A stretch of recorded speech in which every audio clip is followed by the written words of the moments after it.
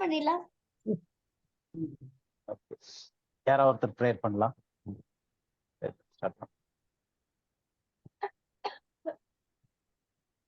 அதிகமாக நேசிக்கிறேன் நல்ல தகப்பனே, இந்த மாலை வேலைக்காக உங்களுக்கு நன்றி செலுத்துகிறோம். அந்த குடும்பமாக ஒரு கூடி வர செய்திருக்கிறது, அதற்காக உங்களுக்கு நன்றி. அப்பா, ஆழமான சத்தியங்களை ஆண்டவரே நாங்கள் படித்துக் கொண்டு வருகிறோம் ஆண்டவரே. அப்பா, அந்த கிருபை நீ தந்ததுக்காக நன்றி ஆண்டவரே. அப்பா, இதை எங்கள் அறிவினால் ஆண்டவரே இதை புரிந்து கொள்ள இயலாதப்பா, நீங்க அதை எங்களுக்கு ஒவ்வொரு வாரமும் ஆண்டவரே பொறுமையாக அதை விலக்கி சொல்லி தருகிறீர்கள், அதற்காக உங்களுக்கு நன்றி. அப்பா, இந்த பைபிள் ஸ்டடிக்காக ஆண்டவரே லூயிஸ் சாரும் சாமுவேல் சாரும் ரொம்ப பிரயாசப்படுறாங்க. அப்பா, அவங்களுக்கு இன்னும் ஞானத்தை தந்து ஆண்டவரே சுகத்தையும் தந்து நேரத்தையும் தந்து எங்களுக்கு கிடைத்த இந்த வெளிச்சம் ஆண்டவரை இன்னும் அநேகருக்கு சேர்ந்திருக்கிற அவர்களை இன்னும் நீங்க அதிகமாக எடுத்து பயன்படுத்தும்படியாக ஜெபிக்கிறோம். துதி கன மகிமையா உமக்கே செலுத்துகிறோம். எங்கள் மீட்பரும் ரட்சகரும் ஆண்டவரும் இயேசு கிறிஸ்து நாமத்தில் இருக்கிறேன். ஜீவனுள்ள நல்ல பிதாவே, ஆமேன். ஆமேன். ஒவ்வொரு தடவை ப்ரேயர் பண்ணும்போது தான் நான் ரொம்ப கில்ட்டியா ஃபீல் பண்றேன் பிரதர். ஏன் பிரதர்? எல்லாம் முக்கால்வாசி எஃபர்ட் வந்து இன்னைக்கு பிரதர் தான் பண்றாரு. ஆனா எதையும் அதுல சேர்த்துக்கிறாங்க எல்லாம். இது நம்மளோட பழைய கிரவுண்ட் ஒர்க் தான், எல்லாம் சேர்ந்து பண்றது. ஓகே, என்ன இருந்தாலும் வந்து இது ஆரம்பிச்சது தானே சார். இது ஆரம்பிச்சு 2 பேரும் உட்கார்ந்து எவ்வளவு வாட்டி பேசி டிஸ்கஸ் பண்ணி நிறைய கிரவுண்ட் ஒர்க் பண்ணிருக்கோம் இதுல படிக்கிறதுக்கு இதெல்லாம். எனியோ இட் ஹஸ் பீன் கிவன். யாருக்கு அருளப்பட்டிருக்குன்றது தானே. ஏன்னா இது நம்மளோட இதுல வர்றது கிடையாது. So God has chosen us. நம்மளை முன்குறித்திருக்கிறாரு, வெளிப்படுத்துறாரு காரியங்கள் நமக்கு தெரிய வைக்கிறதுக்கு. இது அவருடைய சித்தமா இருக்கு.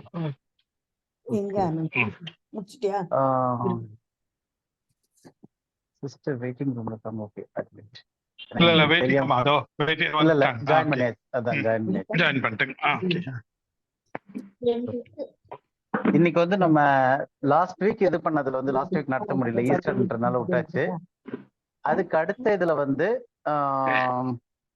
அதுக்கு முந்தின வாரத்துல நம்ம இது பண்ணதுல வந்து சிஸ்டர் ஹேமா வந்து நம்ம குரூப்ல 2 கொஸ்டின்ஸ் கேட்டிருந்தாங்க. ஸோ அதை ஃபர்ஸ்ட் பார்த்துட்டு போகலாம் அப்படின்னு சொல்லிட்டு ஆரம்பிச்சேன். அதை பார்த்து முடிக்கிறதுக்கே இன்னைக்கு ஓரளவு முடிஞ்சிரும்னு நினைக்கிறேன். அந்த கொஸ்டின்ஸ் கொஞ்சம் கிளியர் பண்ணிட்டு நம்ம அடுத்த வீக்ல இருந்து நெக்ஸ்ட் இதுக்கு போகலாம். ஸோ ஃபர்ஸ்ட் அவங்க கேட்ட கேள்வி வந்து ரிகார்டிங் 1 சாமுவேல் 15:3. அப்ப அதை ஒரு தடவை வாசிடலாம். 1 சாமுவேல் 15 3வது அதிகாரத்துல இருந்து அவங்க ஒரு கேள்வி கேட்டிருந்தாங்க. 1 சாமுவேல் 15:3.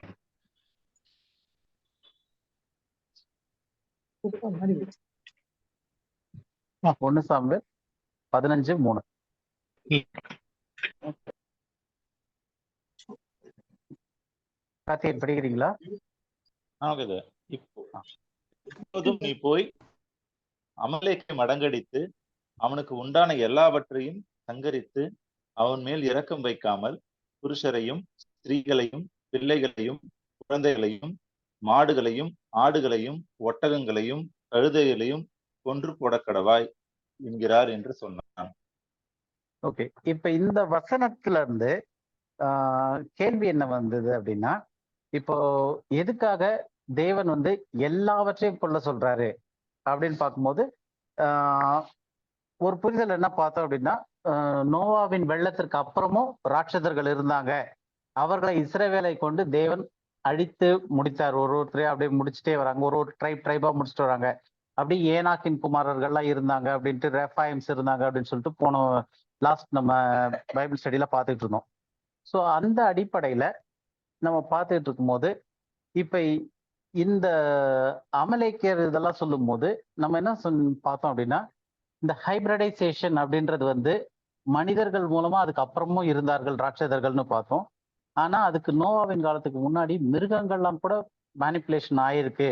மாம்சமான எல்லாமே கரப்டா இருந்துச்சு நோவாவின் வெள்ளத்துக்கு முன்னாடி. அதனாலதான் வெள்ளம் வர வேண்டியதா இருந்தது அப்படின்ற மாதிரி பார்த்துருந்தோம். அப்போ இந்த வெள்ளத்துக்கு அப்புறம் இப்ப இங்க அமலேக்கியரை பத்தி சொல்லும் போது, ஹலோ பேசுறது கேக்குதா? ஹலோ, எதுவும் சவுண்ட் கேக்கல ராஜா. இப்ப கேக்குதா? ஹலோ, இப்ப ஹலோ கேக்குது. அதுக்கு முன்னால ஓகே ஓகே இன்டர்நெட் ஏதோ கட் ஆயிட்டு வந்திருக்குன்னு மெசேஜ் வந்துச்சு எனக்கு. Okay okay. இப்ப கேக்குது இல்லையா? இப்ப கேக்குது. ஸோ அந்த இதுல நம்ம பார்த்தது என்ன அப்படின்னு பார்த்தோம்னா, இந்த மிருகங்களுக்கு வந்து அதுக்கப்புறமா வந்து ஹைபிரிடைசேஷன் இல்ல அப்படின்னு சொல்லி பார்த்தோம். ஆனா இந்த இடத்துல வந்து அவர் எதெல்லாம் அழிக்க சொல்றாருன்னு பார்த்தா, குழந்தைகள், மாடுகளையும், ஆடுகளையும், ஒட்டகங்களையும், கழுதைகளையும் கொன்று போடுவாயாக என்று சொன்னார் இருக்கு. அப்ப இது எல்லாத்தையும் கொன்று போட சொல்லியிருக்காரு அப்படின்னா, அப்ப அதெல்லாமே வந்து விலங்குலயும் அந்த ஹைபிரிடைசேஷன் வந்திருக்குல்ல அப்படின்னு சொல்லிட்டு சிஸ்டர் ஹேமா அந்த கொஸ்டின் வந்து நம்ம குரூப்லயே போட்டிருந்தாங்க, எல்லாரும் பார்த்திருப்பீங்க. அப்ப அதுக்கான என்ன புரிதல் நம்ம புரிஞ்சுக்கலாம் அப்படின்னு பார்க்கும்போது, இந்த ஃபர்ஸ்ட் ஒரு அடிப்படையில இருந்து பார்க்க ஆரம்பிக்கணும். மிருகங்கள் உட்பட எல்லாற்றையும் தேவன் அழிக்கிறதுக்கு ஏன் கட்டளை எடுக்கிறார்? ஃபர்ஸ்ட் ஏன் மிருகங்கள் உட்பட அப்படின்னு சொல்லி பார்க்கணும் அப்படின்னா, மிருகங்கள் வந்து தேவனுடைய பார்வையில அதுவும் ஒரு ரோல் பிளே பண்ணுது. எப்படி பிளே பண்ணுதுன்னா, ஆண்டவர் வந்து மனிதர்களை மட்டும் பிரிக்கல, மிருகங்களுக்கும் பார்க்கிறாரு அப்படின்றதுக்கு புரிஞ்சுக்கிறதுக்காக ஒரு வசனம் படிக்கலாம். யாத்ராகமம் 9வது அதிகாரம் 3வது வசனம் 4வது வசனம். யாத்ராகமம் 9:3-4. கர்த்தருடைய கரம் ம். வெளியில் இருக்கிற உன் மிருக ஜீவன்களாகிய குதிரைகளின் மேலும், ம். கழுதைகளின் மேலும், ஒட்டகங்களின் மேலும், ஆடு மாடுகளின் மேலும் இருக்கும். மகா கொடிதான கொள்ளை நோய் உண்டாகும். ம். கர்த்தர் இஸ்ரவேலின் மிருக ஜீவன்களுக்கும் எகிப்தியரின் மிருக ஜீவன்களுக்கும் வித்தியாசம் பண்ணுவார். ம். இஸ்ரவேல் புத்திரருக்கு உரியவைகள் எல்லாவற்றிலும் ஒன்றும் சாவதில்லை என்றார். அப்போ இஸ்ரவேல் புத்திரருக்கு சொல்லும் போது, எகிப்துல இருந்து இது பண்ணும்போது அவங்களுக்கு ஒரு உடன்படிக்கையை உறுதிப்படுத்தி அவங்கள வேறுபடுத்துறாரு. இப்ப மிருகங்களுக்கு விருத்த சேதனம் எதுவுமே கிடையாது. இஸ்ரவேல் ஜனத்துக்கு விருத்த சேதனம் செய்ய சொன்னாரு. விருத்த சேதனம் வந்து உங்களுக்கும் அவர்களுக்கும் ஒரு வித்தியாசத்தை கொடுக்கறதுக்காக விருத்த சேதனம் வச்சாரு. அப்போ இஸ்ரவேல் ஜனத்திற்கும் மற்ற ஜனத்திற்கும் ஒரு வேறுபாடு காட்டுறதுக்கு விருத்த சேதனம். அது போக வெறும் மனிதர்களை மட்டும் ஒரு அந்த டிஃபரன்ஷியேட் பண்ணி காட்டல. இஸ்ரவேல் அதாவது விருத்த சேதனம் செய்த அந்த ஜனத்தினுடைய மாடுகள், மிருக ஜீவன்கள், கழுதைகள், ஒட்டகங்கள், ஆடு எல்லாத்தையுமே குறித்து அவர் வந்து அந்த வித்தியாசத்தை காட்டுவேன் அப்படின்றாரு. கர்த்தர் இஸ்ரவேல் மிருகங்களுக்கும் எகிப்தியரின் மிருகங்களுக்கும் வித்தியாசம் பண்ணுவார்ன்ட்டு. அப்ப 2 பேருக்குமே ஆன 2 குரூப்புக்கான மனிதர்களை மட்டும் தேவன் கணக்குல எடுக்கல, மிருகங்களையும் கணக்குல எடுக்கிறாரு. அதை வித்தியாசத்தை காட்டுறாரு. அவர்களுக்கும் மற்றவர்களுக்கும் உள்ள பொருட்கள்ல, மிருகங்கள்ல, அவங்களுடைய பொசஷன், அவங்களுடைய உடைமைகள்லையும் தேவன் வித்தியாசத்தை கொடுத்திருக்காரு இஸ்ரவேல் ஜனங்களுக்கு. இது வந்து அடிப்படையில நம்ம புரிஞ்சுக்க வேண்டிய ஒரு விஷயம். இதெல்லாம் ஏன் நம்ம வரோம்னா, அடிப்படையில இருந்து புரிஞ்சுக்கிறதுக்கு. எதுக்காக அங்க மிருகங்களை கொல்ல சொல்றாரு, மிருகங்கள் உட்பட அப்படின்னும் போது, மிருகங்கள் தேவனுடைய பார்வையில ஒரு தனித்துவம் இருக்கு. எப்படிப்பட்டதுன்னா, இஸ்ரவேல் ஜனத்திற்கான மிருகங்களுக்கும் எகிப்திய ஜனத்திற்கான மிருகங்களுக்கும் வித்தியாசத்தை காட்டுவேன்றாரு. அதன் மூலமா செய்யறாரு. அப்போ மிருகங்கள்லயும் அவரு டிஃபரன்சியேஷன் பண்றாரு. அது மிருகங்கள்னு சொல்லும் போது அந்த காலத்துல இருக்க உடைமைகள்னு வச்சுக்கலாம். ஸோ இஸ்ரவேலருடைய உடைமைகள், அவங்களுடைய மிருக ஜீவன்கள், லைஃப் ஸ்டாக்ஸ் எல்லாமே பிளஸ் எகிப்தியர், இந்த 2த்துலயுமான வேறுபாடு நான் காட்டுறேன் அப்படின்னு சொல்லிட்டு கர்த்தர் வந்து சொல்றாரு. அப்ப தேவனுடைய பார்வையில மிருகங்களுக்கு தனி ஒரு இடத்தை காட்டுறாரு. யாரோட இருக்குன்றது, யாருடைய மிருகங்கள்ன்றதை பொறுத்து அது வித்தியாசப்படுது அப்படின்றத நம்ம இங்க முதல் பாக்குறோம். 2வது, எல்லாத்தையும் அழிக்கிறதுக்காக தேவன் எதுக்கு கட்டளை கொடுத்தார் அப்படின்னு புரிஞ்சுக்கிறதுக்கு ஒரு சில காரியத்தை பார்க்கலாம். உபாகமம் 13வது அதிகாரம் 15-லேருந்து 17வது வசனம் வரைக்கும். உபாகமம் 13, 15-லேருந்து 17.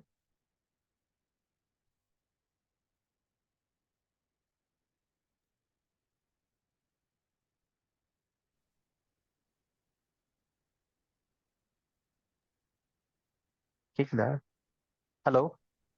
அந்த பட்டணத்தின் குடிகளை பட்டய கருக்கினால் வெட்டி, அதையும் அதில் உள்ள யாவற்றையும் அதில் மிருக ஜீவன்களையும் பட்டய கருக்கினால் சங்காரம் பண்ணி, அதில் கொள்ளையிட்டதை எல்லாம் அதன் நடு வீதியிலே கூட்டி, உன் தேவனாகிய கர்த்தருக்கு என்று அந்த பட்டணத்தையும் அதில் கொள்ளையிடப்பட்ட யாவற்றையும் முழுவதும் அக்னியால் சுட்டெரிக்க கடவாய்.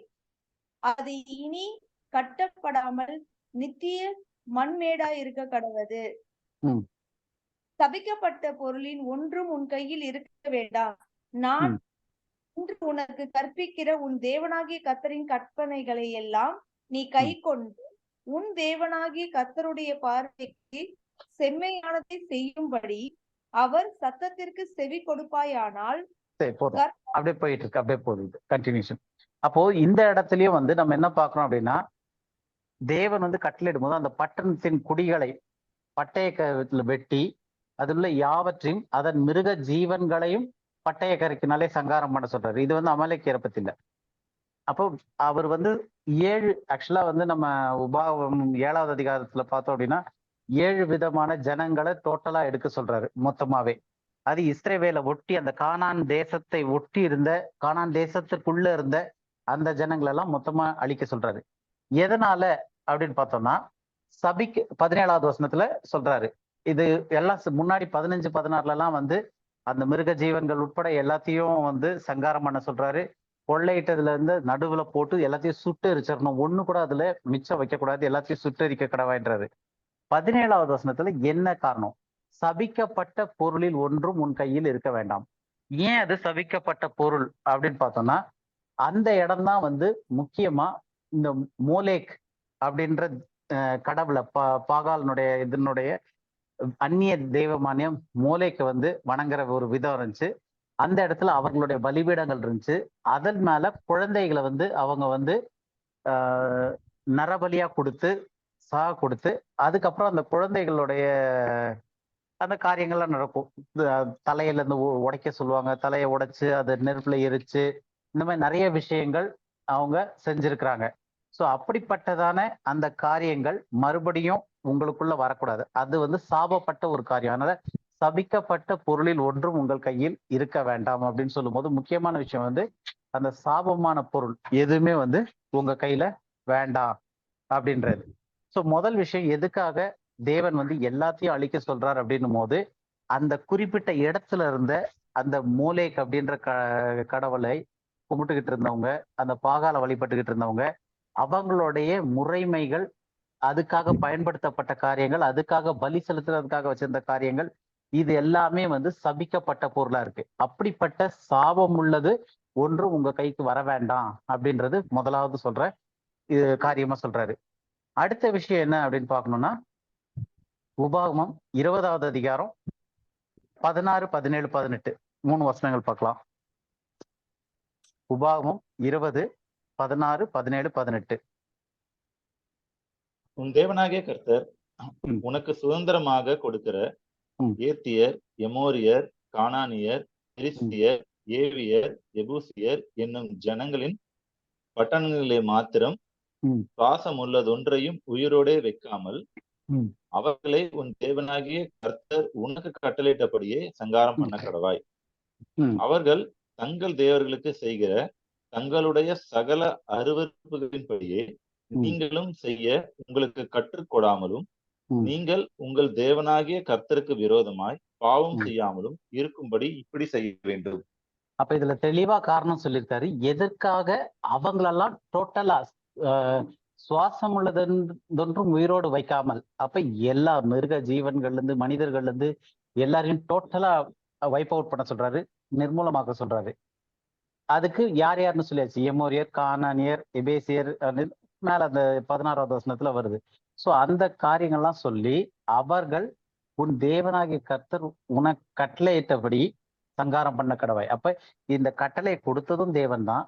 அந்த சங்காரம் பண்ண சொல்லி கட்டளை கொடுக்கும் போது எதற்காக அப்படி பண்ண சொல்றாரு அப்படின்றது வந்து 18வது வசனத்துல நம்ம பார்க்கிறோம். அவர்கள் தங்கள் தேவர்களுக்கு செய்கிற தங்களுடைய சகல அருவருப்புகளின் படியையும் நீங்கள் செய்ய உங்களுக்கு கற்றுக்கொடாமல். அப்போ அவங்கள விட்டு வச்சோன்னா அவங்க வந்து இவங்களை இழுத்துட்டு போயிடுவாங்க அந்த பக்கத்துக்கு, பாகால வழிபடுறதுக்கும் மூளைக்க வழிபடுறதுக்கும் இந்த மாதிரியான காரியங்களுக்கு. அது தேவனுக்கு அருவருப்பா இருக்கு. அதனால நீங்கள் உங்கள் தேவனாகிய கர்த்தருக்கு விரோதமாய் பாவம் செய்யாமல் இருக்கிறதுக்காக பிரிகாஷனா நீங்க அந்த கானான் தேசத்திற்குள்ள பிரவேசிக்கும் போது அந்த தேசத்துல ஏற்கனவே குடியிருக்கிற இந்த ஜனங்கள் இவர்கள் எல்லாருமே வந்து வெறும் ராட்சதர்கள் மட்டும் கிடையாது. இவர்கள் வந்து மூளைக்க வழிபடுற அப்படிப்பட்டதான நரகலான விக்கிரகம் தேவன் அருவருப்பு பண்ணக்கூடிய ஒரு காரியம். முக்கியமா தேவன் அருவருக்கக்கூடியது என்ன அப்படின்னு சொல்லி பார்த்தோம்னா அவர்களுடைய குழந்தைகளை நரபலியிடுறது, தீயினாலே சுட்டி எரிக்கிறது, இந்த மாதிரியான காரியங்கள்லாம் அப்ப நடந்திருக்கு. அதெல்லாம் தேவன் அருவருக்கிற காரியமா சொல்றாரு. ஸோ இதனாலதான் தேவன் வந்து எல்லாத்தையும் அழிக்கணும் அப்படின்னு சொன்னதற்கான முக்கியமான காரியமா நம்ம பாக்குறோம். இப்ப அடுத்தது, இதுக்கு பின்னணியில என்ன நோக்கம் இருக்கு? தேவன் எதுக்காக இப்படி சொல்றாரு? இப்ப இஸ்ரவேல் ஜனங்கள் வந்து கானான் தேசத்தை கொடுக்குறேன்ட்டாரு. அந்த கானான் தேசத்துல ஏற்கனவே இருக்கிறவங்க வந்து அருவருப்பான தெய்வங்களை வழிபடுறதும், அவங்களுடைய வழிமுறைகள் வந்து தேவனுக்கு அருவருப்பா இருக்கக்கூடிய காரியமா இருக்கு. அதை தேவன் வெறுக்கிறாரு. அதனால அதுல இருந்து நீங்க ஒன்றும் கற்றுக்கொள்ளக்கூடாது. அவங்க பயன்படுத்தின பொருள் எல்லாம் தேவன் அருவருக்கிறதா இருக்கு. அதனால அப்படிப்பட்ட பொருட்களை நீ சுட்டெரிக்கணும், உன் ஆசையில சுவாசமுள்ள எல்லாவற்றையும் நீ அழித்திருக்கணும், அதுல இருந்து ஒன்னையும் கற்றுக்கொள்ளாத அப்படின்னு சொல்லி முடிச்சிடறாரு. அப்ப இதுக்கு பின்னணியில என்ன காரணம் இருக்கு? எதுக்காக இதை சொல்றாரு அப்படின்னு பார்த்தோம் அப்படின்னா, அவர்கள் தான் தேவன் தெரிந்தெடுத்த ஜனம். எதற்காக தெரிந்தெடுத்த ஜனம்னா, ஆசாரிய ராஜ்ய கூட்டமாக அவர்களை தெரிந்தெடுத்திருக்கிறார். பரிசுத்த ஜாதியாக தெரிந்தெடுத்த ஜனம் அவர்கள். அப்ப தேவன் அவர்களை வச்சு ஒரு நோக்கம் வச்சிருக்காரு. அவர்களை வச்சு ஒரு நோக்கம் வச்சிருக்கும் போது அவர்களும் மற்ற ஜனங்களை போலவே போயிட்டாங்கன்னா அந்த நோக்கத்தை நிறைவேற்ற முடியாது அப்படின்றனால தேவன் அந்த நோக்கத்திற்காக இதை சொல்றாரு. அது என்ன நோக்கம் அப்படின்னு பார்த்தோம்னா, உபாகமம் 14வது அதிகாரம் 2வது வசனம். உபாகமம் 14:2. நீங்கள் உங்கள் தேவனாகிய கர்த்தருக்கு பரிசுத்தமான ஜனங்கள், பூமியின் மீதெங்கும் உள்ள எல்லா ஜனங்களிலும் உங்களையே கர்த்தர் நமக்கு சொந்த ஜனங்களா இருக்க தெரிந்து கொண்டார். தேவனாகிய கர்த்தருக்கு பரிசுத்தமான ஜனங்கள், பூமியின் மீதெங்கும் உள்ள எல்லா ஜனங்களிலும். அப்ப கம்பேரிட்டிவ் பண்றாருங்க. பூமியில இருக்க எல்லா ஜனங்களும் போது இது எங்க இருந்து ஆரம்பிக்குதுன்னா, அந்த விருத்த சேதனத்துல இருந்து ஆரம்பிக்கிறாரு. விருத்த சேதனத்துல இருந்து ஆரம்பிச்சு இஸ்ரவேல் கொண்டு வந்து யாக்கோபதான் இஸ்ரவேல்ல வந்து அவர்களுடைய 12 பிள்ளைகள்ல இருந்து ஆரம்பிச்சு 12 கோத்திரங்களுக்கு சொல்லி இஸ்ரவேல் புத்திரரோட அவரு சொல்றாரு. என்ன சொல்றாரு? உலகத்தில் பூமியின் மீதெங்கும் உள்ள எல்லா ஜனங்களிலும் உங்களையே கர்த்தருக்கு தம் சொந்த ஜனமாக தெரிந்து கொண்டார். அப்போ தேவன் தெரிந்து கொண்ட ஒரு ஜனம் இருக்கு. அந்த ஜனம் தேவன் எதிர்பார்க்கிற மாதிரி இருக்கணும். அவங்களுக்கு தேவன் பிளஸிங்ஸை தரன்றாரு. அப்ப இது ஒரு பர்பஸ்க்காக தேவன் வந்து இந்த காரியங்களை செஞ்சுக்கிட்டு இருக்காரு. அப்படி இவங்க உலகத்துல இருந்து எல்லா நேஷன்ஸ்ல இருந்தும் எல்லா ஜாதிகள்ல இருந்தும் இவர்களை மட்டும் பிரிச்சு எடுத்திருக்காருன்னா எதுக்குன்னா கர்த்தருக்கு பரிசுத்தமான ஜனமா இருக்கணும் ஒண்ணு. இன்னொரு விஷயம் என்னன்னா, யாத்ராகமம் 19வது அதிகாரம் 5-6 2 வசனம் படிங்க. யாத்ராகமம் 19:5-6. இப்பொழுது நீங்கள் படிங்க.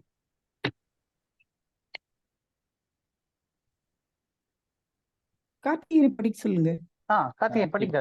நீங்கள் என் வாக்கை உள்ளபடி கேட்டு என் உடன்படிக்கையை கை கொள்வீர்களானால் சகல ஜனங்களிலும் நீங்களே எனக்கு சொந்த சம்பத்தா இருப்பீர்கள். பூமி எல்லாம் என்னுடையது. 6வது வசனமும், நீங்கள் எனக்கு ஆசாரிய ராஜ்யமும் பரிசுத்த ஜாதியுமாய் இருப்பீர்கள் என்று நீ இஸ்ரவேல் புத்திரரோடு சொல்ல வேண்டிய வார்த்தைகள் என்றார். இப்போ இந்த 12 கோத்திரம் அவங்கதான் இஸ்ரவேல் புத்திரர். அப்ப அந்த இஸ்ரவேல் புத்திரருக்கு தேவன் என்ன சொல்றாரு? 2 வசனத்திலும் நம்ம பார்த்தோம்னா, above all the people, above all nations, சகல ஜனங்களிலும் எல்லா ஜனத்திலும் உங்களையே தெரிந்து கொண்டேன் அப்படின்றாரு. எதற்காகனா பரிசுத்தம், முதல் கர்த்தருக்கென்று பரிசுத்தமான ஜனமா இருக்கணும் அப்படின்றதுக்காக. அப்ப அதுக்கு ஃபர்ஸ்ட் காட்டின வித்தியாசம் என்ன? ஒரு விருத்த சேதனத்தை செஞ்சு உங்களுடைய எந்த அளவுக்கு அப்படின்னா உங்களுடைய மிருக ஜீவன்களுக்கும் அவர்களுடைய மிருக ஜீவன்களுக்கும் வித்தியாசம் கொடுப்பேன்றாரு. ரெண்டுத்தையும் நான் வேற வேறையா தான் பாக்குறேன். எல்லா மிருகமும் ஒண்ணு கிடையாது அப்படின்னு மிருக ஜீவன்கள் உட்பட அவர்கள் பொருட்கள் உட்பட எல்லாத்தையுமே வந்து அவர் பிரித்தெடுக்கிறாரு. ஆனா ஒரு நிபந்தனைய பேர்ல 5வது வசனம் பார்த்தோம் இல்லையா? 19 5வது வசனம், இப்பொழுது நீங்கள் என் வாக்கை உள்ளபடி கேட்டு என் உடன்படிக்கையை கை கொள்வீர்களானால். அப்ப இப்படி செய்தீர்கள்னா, என்னுடைய வாக்கை உள்ளபடி கேட்டு இப்படி செஞ்சீங்கன்னா சகல ஜனத்திலும் எனக்கு சொந்த சம்பத்தா இருப்பீர்கள் அப்படின்னு சொல்லி எல்லாம் முடிச்சுட்டு, நீங்கள் எனக்கு ஆசாரிய ராஜ்யமும் பரிசுத்த ஜாதியுமாய் இருப்பீர்கள் அப்படின்றார். அப்ப தேவனுக்கென்று ஒரு ஆசாரிய ராஜ்யம், பரிசுத்த ஜாதி. பரிசுத்த ஜாதின்றத நம்ம உபாகமத்திலையும் பார்த்தோம். அதே விஷயம்தான்.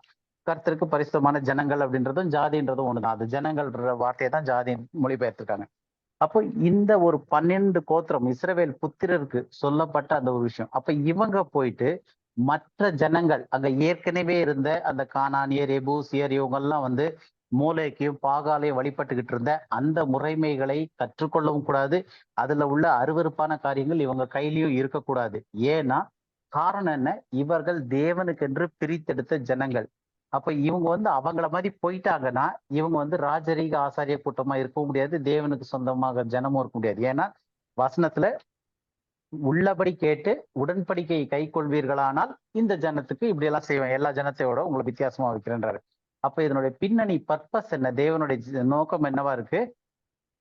இவங்க எல்லாரையுமே அந்த கானான் தேசத்திற்குள்ள பிரவேசிக்கும் போது, இஸ்ரவேல் ஜனங்கள் பிரவேசிக்கும் போது அங்க உள்ள காரியங்களை இவங்க எடுத்துக்க கூடாது.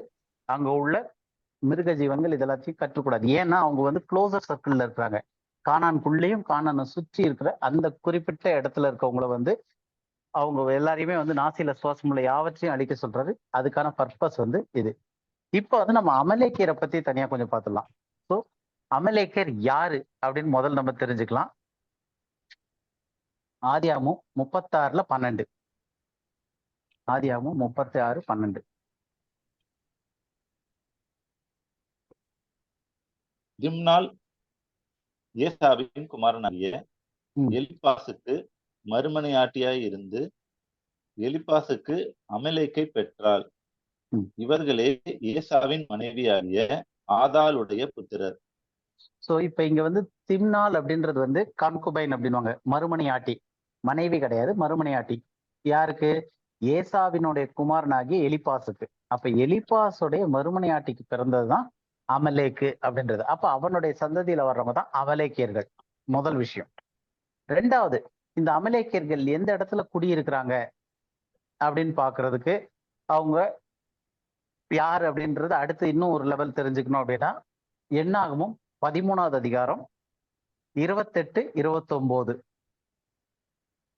ஆனாலும் அந்த தேசத்திலே குடியிருக்கிற ஜனங்கள் பலவான்கள், பட்டணங்கள் அரணிப்பானவைகளும் மிகவும் பெரியவைகளுமாய் இருக்கிறது. அங்கே ஏனாக்கின் குமாரரையும் கண்டோம். அமலேக்கியர் தென்புறமான தேசத்திலே குடியிருக்கிறார்கள். ஏத்தியரும் எபூசியரும் எமோரியரும் மலைநாட்டில் குடியிருக்கிறார்கள். கானானியர் கடல் அருகேயும் யோர்தான் அண்டையிலும் குடியிருக்கிறார்கள் என்றார்கள். ஓகே, இப்ப இதுல முக்கியமான விஷயம் என்ன அப்படின்னு பார்த்தோம்னா, இவங்க இந்த வேவு பார்க்க போற அந்த ஒரு சம்பவம் நமக்கு எல்லாருக்குமே தெரியும். அந்த இதுல இருந்து வரக்கூடிய ஒரு விஷயம் இது. அப்ப அந்த வேவு பார்க்க போனவங்க வந்து என்ன சொல்றாங்க? அந்த தேசத்திலே குடியிருக்கிற ஜனங்கள் பலவான்கள். முதல் விஷயம். பட்டணங்கள்லாம் நல்லா கட்டப்பட்டிருக்கு, பில்டா இருக்கு. அங்க ஏனாக்கின் குமாரரையும் கண்டோம். ஏனாக்கின் குமாரர் நம்ம போன பைபிள் ஸ்டடியிலே பார்த்தோம். யாருன்னா அவங்கதான் ஹைபிரிட்ஸ், மிக்ஸ் ஆகி வந்தவங்களுடைய ஒரு ட்ரைப் தான் ஏனாக்கியர்கள் அப்படின்னு பார்த்தோம். அவங்க ராட்சதர்கள். அப்ப ஏனாக்கியர்கள் அங்க குடியிருக்கிறாங்க. எங்க? கானான் தேசத்துல.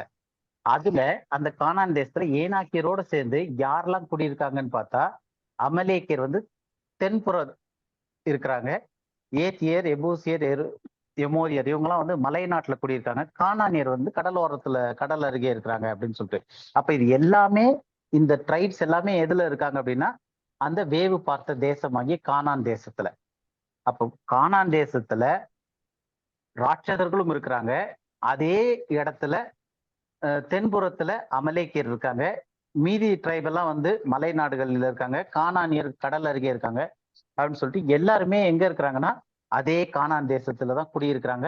யாரோட குடியிருக்கிறாங்க? ராட்சதர்களோட, இல்லைன்னா ஹைபிரைட்ஸோட குடியிருக்கிறாங்க. புரியுதா உங்களுக்கு? ஏன்னா வேவு பார்க்க போனவங்க வந்து போயிட்டு கானானின் குமாரரே கண்டோம், இவங்கெல்லாம் இந்த இடத்துல இருக்காங்கன்னு சொல்லிட்டு கானான் தேசம். அப்ப எதுக்காக தேவன் இந்த தேசங்கள் எல்லாம் ஒட்டுமொத்தமா அதுல இருக்க எல்லாத்தையும் அழிக்க சொல்றாருன்னா, கானான் தேசத்திற்குள்ள ஏற்கனவே அவங்க எல்லாருமே இருக்கிறது ஒண்ணு. ரெண்டாவது, அவங்க யாரோட இருக்காங்கன்னா ராட்சதர்களோட, ஜெயன்ஸோட, அந்த மிக்ஸ்டு ஹைபிரிடோட இருக்கிறாங்க. ஒரு விஷயம். இன்னொன்னு அதே இதுல அப்படியே கண்டினியூ பண்ணி படிச்சு பாருங்க. 32, 33வது வசனம். என்ன? 13லயே 32, 33.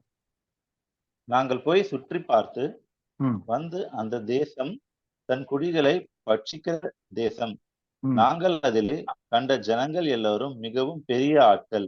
அங்கே ராட்சத பிறவியான ஏனாக்கின் குமாரராகிய ராட்சதையும் கண்டோம். நாங்கள் எங்கள் பார்வைக்கு வெட்டுக்கிளிகளை போல் இருந்தோம், அவர்கள் பார்வைக்கு அப்படியே இருந்தோம். என்று சொல்லி இப்படி இஸ்ரவேல் புத்திரருக்குள்ளே தாங்கள் சுற்றி பார்த்து வந்த தேசத்தை குறித்து துர்செய்தி பரப்ப செய்தார்கள். அப்போ வேவு பார்த்துட்டு வந்த 10 பேர் 12 பேர்ல 10 பேர் சொன்ன செய்தி என்ன அப்படின்னா, நாங்கள் அதிலே கண்ட ஜனங்கள் எல்லோரும், all the people that we saw, நாங்க பார்த்த அவ்வளவு பேருமே எப்படி இருக்காங்கன்னா மிகப்பெரிய ஆட்கள். மிகப்பெரிய ஆட்கள்னா நம்ம ஊர்ல சொல்ற மாதிரி அவர் பெரிய பணக்காரர் அப்படி கிடையாது. மிகப்பெரிய ஆட்கள்னா உயரத்துல பலத்துல, ஏன்னா அவங்க ராட்சதர்களா இருக்கிறாங்க. அதை தான் இங்க சொல்ல வருது. அங்கே ராட்சத பிறவியான ஏனோக்கின் குமாரராகிய ராட்சதரையும் கண்டோம். அப்ப எல்லா ஜனங்களுமே அப்படி இருக்கிறாங்க. அது போக ராட்சத பிறவியாக ஏனோக்கின் குமாரரையும் கண்டோம் அப்படின்றாங்க. நாங்க அவங்களுடைய பார்வைக்கு வெட்டிக்கிளிகளா இருந்தோம். அப்ப ராட்சத பிறவி ஏனோக்கின் வம்சமாகிய அந்த ராட்சத பிறவி வந்து அங்க இருக்கிறவங்களுக்கு முன்னாடி இவங்க வெட்டிக்கிளி போல இருக்காங்க. ஆனா அது மட்டும் இல்ல, அந்த தேசத்துல நாங்க பார்த்த எல்லாருமே யாரெல்லாம் பார்த்திருக்காங்கன்னா, அந்த தேசத்தை 40 நாள் சுத்தி பார்த்துட்டு வராங்க. அந்த 40 நாள் சுத்தி பார்த்ததுல யாரெல்லாம் பார்த்திருக்காங்க? அமலேக்கியரை பார்த்திருக்காங்க, ஏத்தியரை பார்த்திருக்காங்க, எபூசியரை பார்த்திருக்காங்க, எமோரியரை பார்த்திருக்காங்க, கானானியரை பார்த்திருக்காங்க. எங்க குடியிருக்கிறாங்கன்னு எல்லா இடங்களையும் பார்த்திருக்காங்க. இவங்க எல்லாரையும் பார்த்துட்டு அதே இடத்துல ஏனோக்கின் குமாரரையும் பார்த்திருக்காங்க. அப்போ அவங்க பார்த்த ஜனங்கள் எல்லாருமே எப்படி இருக்கிறாங்கன்னா ஹைபிரிட் மாதிரியே தான் இருக்காங்க. மிகப்பெரிய ஆட்களா இருக்கிறாங்க. அது போக அங்க ராட்சத பிறவியான ஏனாக்கின் குமாரரையும் பார்த்தோம் அப்படின்றாங்க. அப்புறம் இவங்களுமே ஒரு ஆஃப் ஹைபிரிட் அளவுக்கு சொல்ற மாதிரி சொல்றாங்க. அங்க கண்ட ஜனங்கள் எல்லோரும் அப்படின்னு போட்டிருக்கு. அப்ப இதுல வந்து ஒரு விஷயம் நமக்கு என்ன புரியுது அப்படின்னா, இவங்க வந்து நூற்றுக்கணக்கான வருஷமா அந்த கானான் தேசத்துல குடியேறி இருக்கிறாங்க. கானானியர்கள் இருக்காங்க, எபூசியர் இருக்காங்க, எல்லாருமே இருக்காங்க. அதே இடத்துலதான் ராட்சதர்களும் குடியேறி இருக்கிறாங்க. அவர்கள் அங்க ராஜாக்களா இருக்கிறாங்க. ஏன்னா இப்போ ராட்சதர்களா இருக்கும்போது அவங்க எல்லாருமே ராஜாக்களா தான் இருந்திருக்கிறாங்க நிறைய அந்த இடத்துல ஆளுகை செய்யறது. அப்ப அவங்களுடைய கலப்புகள் ஜாஸ்தியா நடந்திருக்க வாய்ப்பு இருக்கு. அது ஒரு காரணமாவும் நம்ம பார்க்கலாம். இன்னொரு வசனத்தை பார்ப்போம். அது அவங்க எல்லாம் சேர்ந்து குடியிருந்திருக்கிறாங்க அப்படின்னு சொல்லிட்டு. ஏன்னா வசனத்துல வந்து கானான் சபிக்கப்பட்டிருக்கு, கானானியர்கள் வந்து ராட்சத பிறகுலாவும் வந்திருக்காங்க. அப்ப இவங்க எல்லாருமே ஒன்னாவே தான் குடியிருந்திருக்காங்க. யாரு? அமலேக்கியர்களும் சரி, கானானியரும் சரி, அந்த ஏனாக்கின் குமாரர் ஆகிய ராட்சதரும் சரி, எல்லாருமே ஒரே கானான் தேசத்துல குடியிருந்திருக்கிறாங்க. இப்ப அதே இதுல எண்ணாகமத்திலே 14வது அதிகாரம். கேக்குதா? Hello hello. Sorry. Yeah, I'm in the church meeting. Can I call you please? தனியா வேற இது வந்து கானானியரும் பள்ளத்தாக்கிலே குடியிருப்படியினால் நாளைக்கு நீங்கள் திரும்பி சிவந்த சமுத்திரத்துக்கு போகிற வழியாய் வனாந்திரத்திற்கு பிரயாணம் பண்ணுங்கள் என்றார். ஓகே, இது வந்து அவங்க நெகட்டிவ் ரிசல்ட் சொன்னதுக்கு அப்புறமா சொல்லும் போது அமலேக்கியரும் கானானியரும் எங்க இருக்காங்க? பள்ளத்தாக்கில் குடியிருக்கிறபடியினால். அப்போ அந்த மலைப்பட்டணத்துல பள்ளத்தாக்குல எங்க இருக்கிறாங்க? யார் இருக்காங்கன்னா அமலேக்கியரும் கானானியரும் பள்ளத்தாக்கில் குடியிருக்கிறாங்க. ஒரு விஷயம். அப்ப அந்த தேசம் முழுக்க எப்படி மலையும் பள்ளமும் இருக்கிற மாதிரி தேசம் தான். மலையில அவங்க பள்ளத்தாக்குல அவங்க குடியிருக்கிறாங்க. 45வது வசனம் படிங்க அதே இதுல. அமலேக்கியரும் கானானியரும் அந்த மலையிலே இறங்கி வந்து அவர்களை முறியடித்து அவர்களை ஓர்மா மட்டும் துரத்தினார்கள். அப்ப இஸ்ரவேலர்கள் வந்து கீழ்ப்படியாம திரும்ப போறாங்க அந்த டைம்ல. சரி நாங்க போறோம்ட்டுன்னு. அப்போ வந்து அமலேக்கியரும் கானானியரும் அந்த மலையிலிருந்து இறங்கி வந்து அப்படின்னு இருக்கு. இங்கிலீஷ்ல மற்ற லாங்குவேஜ் எல்லாம் சொல்லும் போது அவங்க அங்க தங்கி இருக்கிறாங்க. மலையில வசிக்கிறவங்க மலையில இருந்து இறங்கி வந்து தாக்க வராங்க அப்படின்ற மாதிரி. மலையில் இருந்து அப்படின்றது வந்து அங்க டுவெல்ட் ஆயிருக்காங்க அப்படின்னு இருக்கு. அப்போ கானானியரும் அமலேக்கியரும் ஒன்னாவே குடியிருக்கிற ஒரு இடமா இருக்கு. சோ இதுதான் வந்து அமலேக்கியர்களை பத்தி நம்ம ஒரு ரஃபா தெரிஞ்சுக்கிறது. அமலேக்கியர்கள் வந்து கானான் தேசத்துல இருக்காங்க. அவர்கள் வந்து யாரோட பையன்ல இருந்து ஆரம்பிச்சு வந்துச்சுன்னு பார்த்தோம். அவங்க கானான் தேசத்துல எந்த பக்கத்துல இருந்தாங்க, அவங்களோட தங்கி இருந்தவங்கள ராட்சதர்களும் கூட இருந்திருக்கிறாங்க. அவங்களோட சமமா இருந்திருக்காங்க. இந்த வேவு பார்க்க போறவங்க வந்து இவங்களையும் வந்து பெரிய மனுஷர்களாதான் ஜெயின்ஸா தான் பார்த்திருக்கிறாங்க அப்படின்றத பார்க்கிறோம். அடுத்தது இந்த அமலேக்கியரை ஸ்பெசிபிக்கா தேவன் ஏன் மொத்தமா அழிக்க சொல்லியிருக்காரு? ஏன்னா இந்த உபாகமத்துல 7வது அதிகாரத்துல பார்த்தோம்னா ஒரு 7 இது சொல்லுவாரு, அவங்களெல்லாம் அழிச்சிருந்தேன். அதுல அமலேக்கியர் இருக்காது. ஆனா இங்க அமலேக்கியரை பத்தி சொல்லியிருக்கோம் அழிக்க சொல்லி. எதுக்காக அமலேக்கியரை ஒட்டு மொத்தமா இது பண்ண சொல்லியிருக்காரு அப்படின்னு பார்த்தோம்னா அந்த சம்பவத்தை அப்படியே படிச்சிடலாம். யாத்ராகமம் 17வது அதிகாரம் 8ல இருந்து படிங்களேன். யாத்ராகமம் 17:8 அப்படியே படிக்கலாம். அமலேக்கியர் வந்து ம். ரெவிதீமிலே இஸ்ரவேலோட யுத்தம் பண்ணினார்கள்.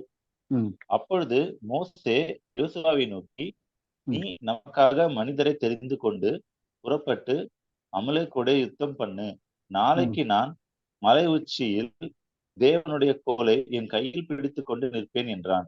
ம். யோசுவா தனக்கு மோசே சொன்னபடியே செய்து ம். அமலேக்கோட யுத்தம் பண்ணினான்.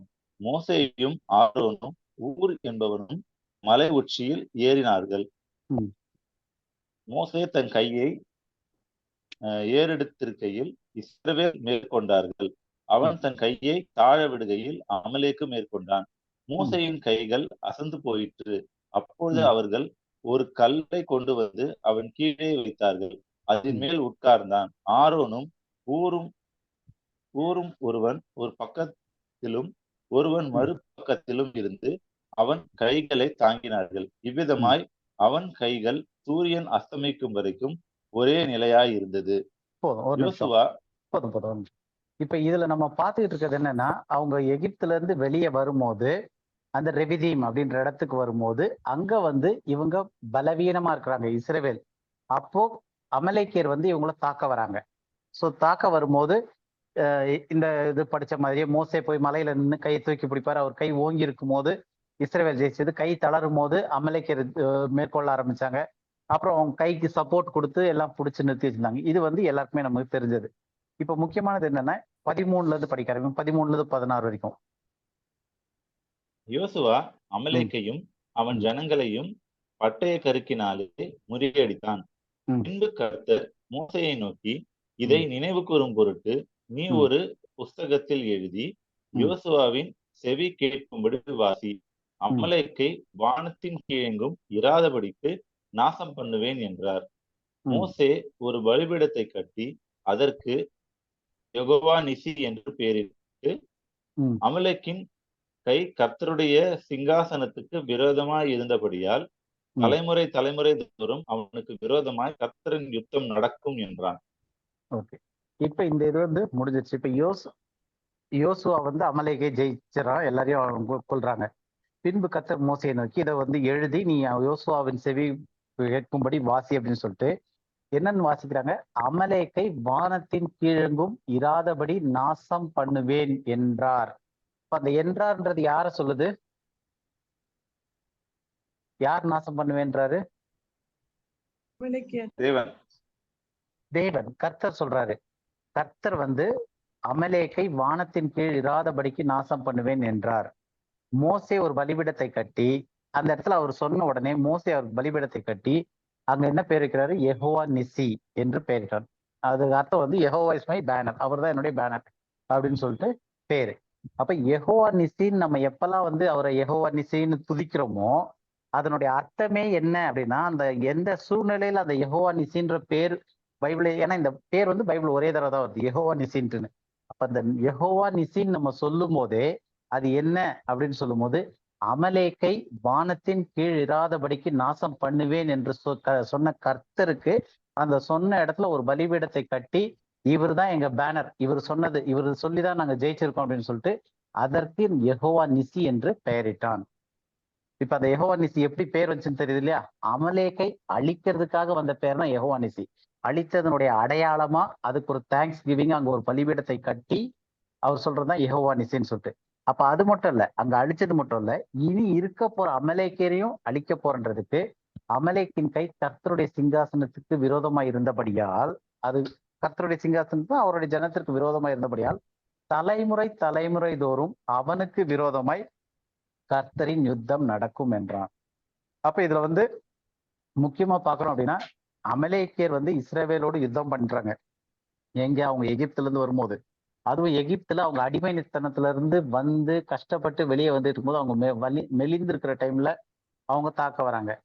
அமலேக்கு அந்த டைம்ல வந்து தேவன் அவர்களுக்கு உதவி செய்து அமலேக்கை வானத்தின் கீழ் இடாதபடிக்கு நாசம் பண்ணுவேன் என்று அந்த யுத்தத்துல ஜெயிச்சதுனால அவருக்கு வந்து அங்க ஒரு பலிபீடத்தை கட்டி யெகோவா நிசின்றாரு. அந்த யெகோவா நிசி என்ன அப்படின்னு பார்த்தா, கர்த்தர் எங்கள் பேனர், அவருடைய பிளாக் மாதிரி, அவருடைய போர்டு, அதை எடுத்துக்கிட்டு அதுல இருந்து என்ன சொல்றாருன்னா, தலைமுறை தோறும் அவனுக்கு விரோதமாய் கர்த்தரின் யுத்தம் நடக்கும் அப்படின்றதுதான் வந்து அந்த யெகோவா நிசின்ற பேருக்கே ஒரு அடையாளமா இருக்கிற மாதிரி இருக்கு. அதனுடைய பின்னணியில இருக்கக்கூடிய ஒரு விஷயமா இருக்கு. இப்ப இது பார்த்துட்டோம். இது முதல் ரீசன் வந்து அமலேக்கியர் வந்து எகிப்துல இருந்து அவங்க வெளியே வரும்போது யுத்தம் பண்ண வராங்க, அவங்க வராங்க. அதனால தேவன் அவங்களுக்கு உதவி செஞ்சு ஜெயிச்சு அந்த இடத்துல யெகோவா நிசின்னு அவங்கள தேவனை தொடராங்க. அதற்கு இன்னும் ஒரு காரியமா அதுல இருந்து என்ன தெரியுதுன்னா, தலைமுறை தலைமுறையும் அவனுக்கு விரோதமாக கர்த்தர் யுத்தத்தை நடத்துவார்னு கன்ஃபார்ம் ஆகுது. அடுத்தது உபாகமம் 25வது அதிகாரம் 17ல இருந்து படிங்க. 17, 18, 19 இதே சம்பவத்தினுடைய இருந்தது. படிங்க. எகிப்திலிருந்து புறப்பட்டு வருகிற வழியிலே அமலேக்கு தேவனுக்கு பயப்படாமல் உனக்கு எதிராக வந்து நீ இளைத்து விடாதிருக்கையில் பின்வருகிற உன் பாளையத்தில் உள்ள பலவீனரை எல்லாம் வெட்டினான் என்பதை நினைத்திரு. உன் தேவனாகிய கர்த்தர் நீ சுதந்திரித்துக் கொள்ள உனக்கு கொடுக்கும் தேசத்தின் சுற்றுப்புறத்தாராகிய உன்னுடைய சத்துருக்களை எல்லாம் உன் தேவனாகிய கர்த்தர் விலக்கி உன்னை இளைப்பார பண்ணும் போது நீ அமலேக்கின் பேரை வானத்தின் கீழ் இராதபடிக்கு அழிய பண்ண கடவாய். இதை மறக்க வேண்டாம். இத வந்து மறக்க வேணாம்னு ஒரு ரிமெம்பரன்ஸாவே சொல்றாரு. ஏன்னா அமலேக்கு தேவனுக்கு பயப்படாமல் எதிர்த்து வந்து, அது இப்ப இஸ்ரவேல் இளைத்து விடாய்த்து, அதாவது டயர்டா ஒண்ணுமே முடியாம அவங்க வந்து ஒண்ணும் இல்லாம ஃபெயிண்ட் ஆகி இருக்கிற மாதிரியான ஒரு நிலையில இருக்கும்போது அவங்க பாளையத்துல பலவீனமா இருக்கிறவங்க எல்லாம் வெட்டுறாங்க. அத வந்து நீ நினைச்சுக்கோ அப்படின்றாரு. ஒரு விஷயம், முதல் விஷயம், அதை நீ மறந்துடாத, நினைச்சுக்கோனா அதை ஞாபகத்திலேயே வச்சிரு. ரெண்டாவது, நீ அமலேக்கின் பெயரை வானத்தின் கீழாதபடிக்கு அழிய பண்ண கடவாய், இதை மறக்க வேண்டாம் அப்படின்னு சொல்லிட்டு. ஏன்னா யெகோவா நிசின்றதே வந்து என்னன்னா தலைமுறை தலைமுறை தூரம் அவனை வந்து அழிச்சுக்கிட்டே தான் இருக்கிறது அமலேக்கே அப்படின்னு சொல்லிட்டு சொல்றாரு. அப்ப இஸ்ரவேலுக்கு கொடுக்கப்பட்ட ஒரு விஷயமே என்ன அப்படின்னா, நீ அந்த தேசத்துல போய் உட்கார்ந்து நீ நல்லாயி உன்னை இளைப்பார பண்ணும் போது அந்த டைம்ல நீ அமலேக்கின் பேரை வானத்தின் கீழாதபடிக்கு அழிய பண்ண கடவாய், இதை மறந்துடாத அப்படின்றது சொல்றாரு. அதனால ஏன் இப்ப அமலேக்க தேவன் இது பண்ண சொல்றாரு அப்படின்னும் போது, அவன் விடாய்த்திருந்த நேரத்துல, இஸ்ரவேல் விடாய்த்திருந்த நேரத்துல, டயர்டா இருந்த நேரத்துல, ஒண்ணுமே முடியாம இருந்த நேரத்துல பலவீனர்களை எல்லாம் அழித்தாங்க. ரெண்டாவது, தேவனுடைய சிங்காசனத்திற்கு விரோதமா வந்தாங்க, தேவனிடத்துல பயம் இல்லாம வந்தாங்க. அதனால நீ அவங்கள ஒட்டு மொத்தமா அழிச்செடுக்கணும்னு சொல்லிட்டு, அதனால அவர் ஜெகோவா நிசியா இருக்காரு. யெகோவா நிசின்னு பார்த்தோம். இப்ப இது வந்து தேவனுடைய பார்வையில இது கரெக்டா? ஏன்னா இன்னைக்கு நம்ம வந்து 21ஆம் நூற்றாண்டுல வந்து நம்ம இன்னைக்கு உட்கார்ந்து இதை பார்க்கும்போது இது என்ன சரியா? தேவன் ஏன் இப்படி செஞ்சாரு?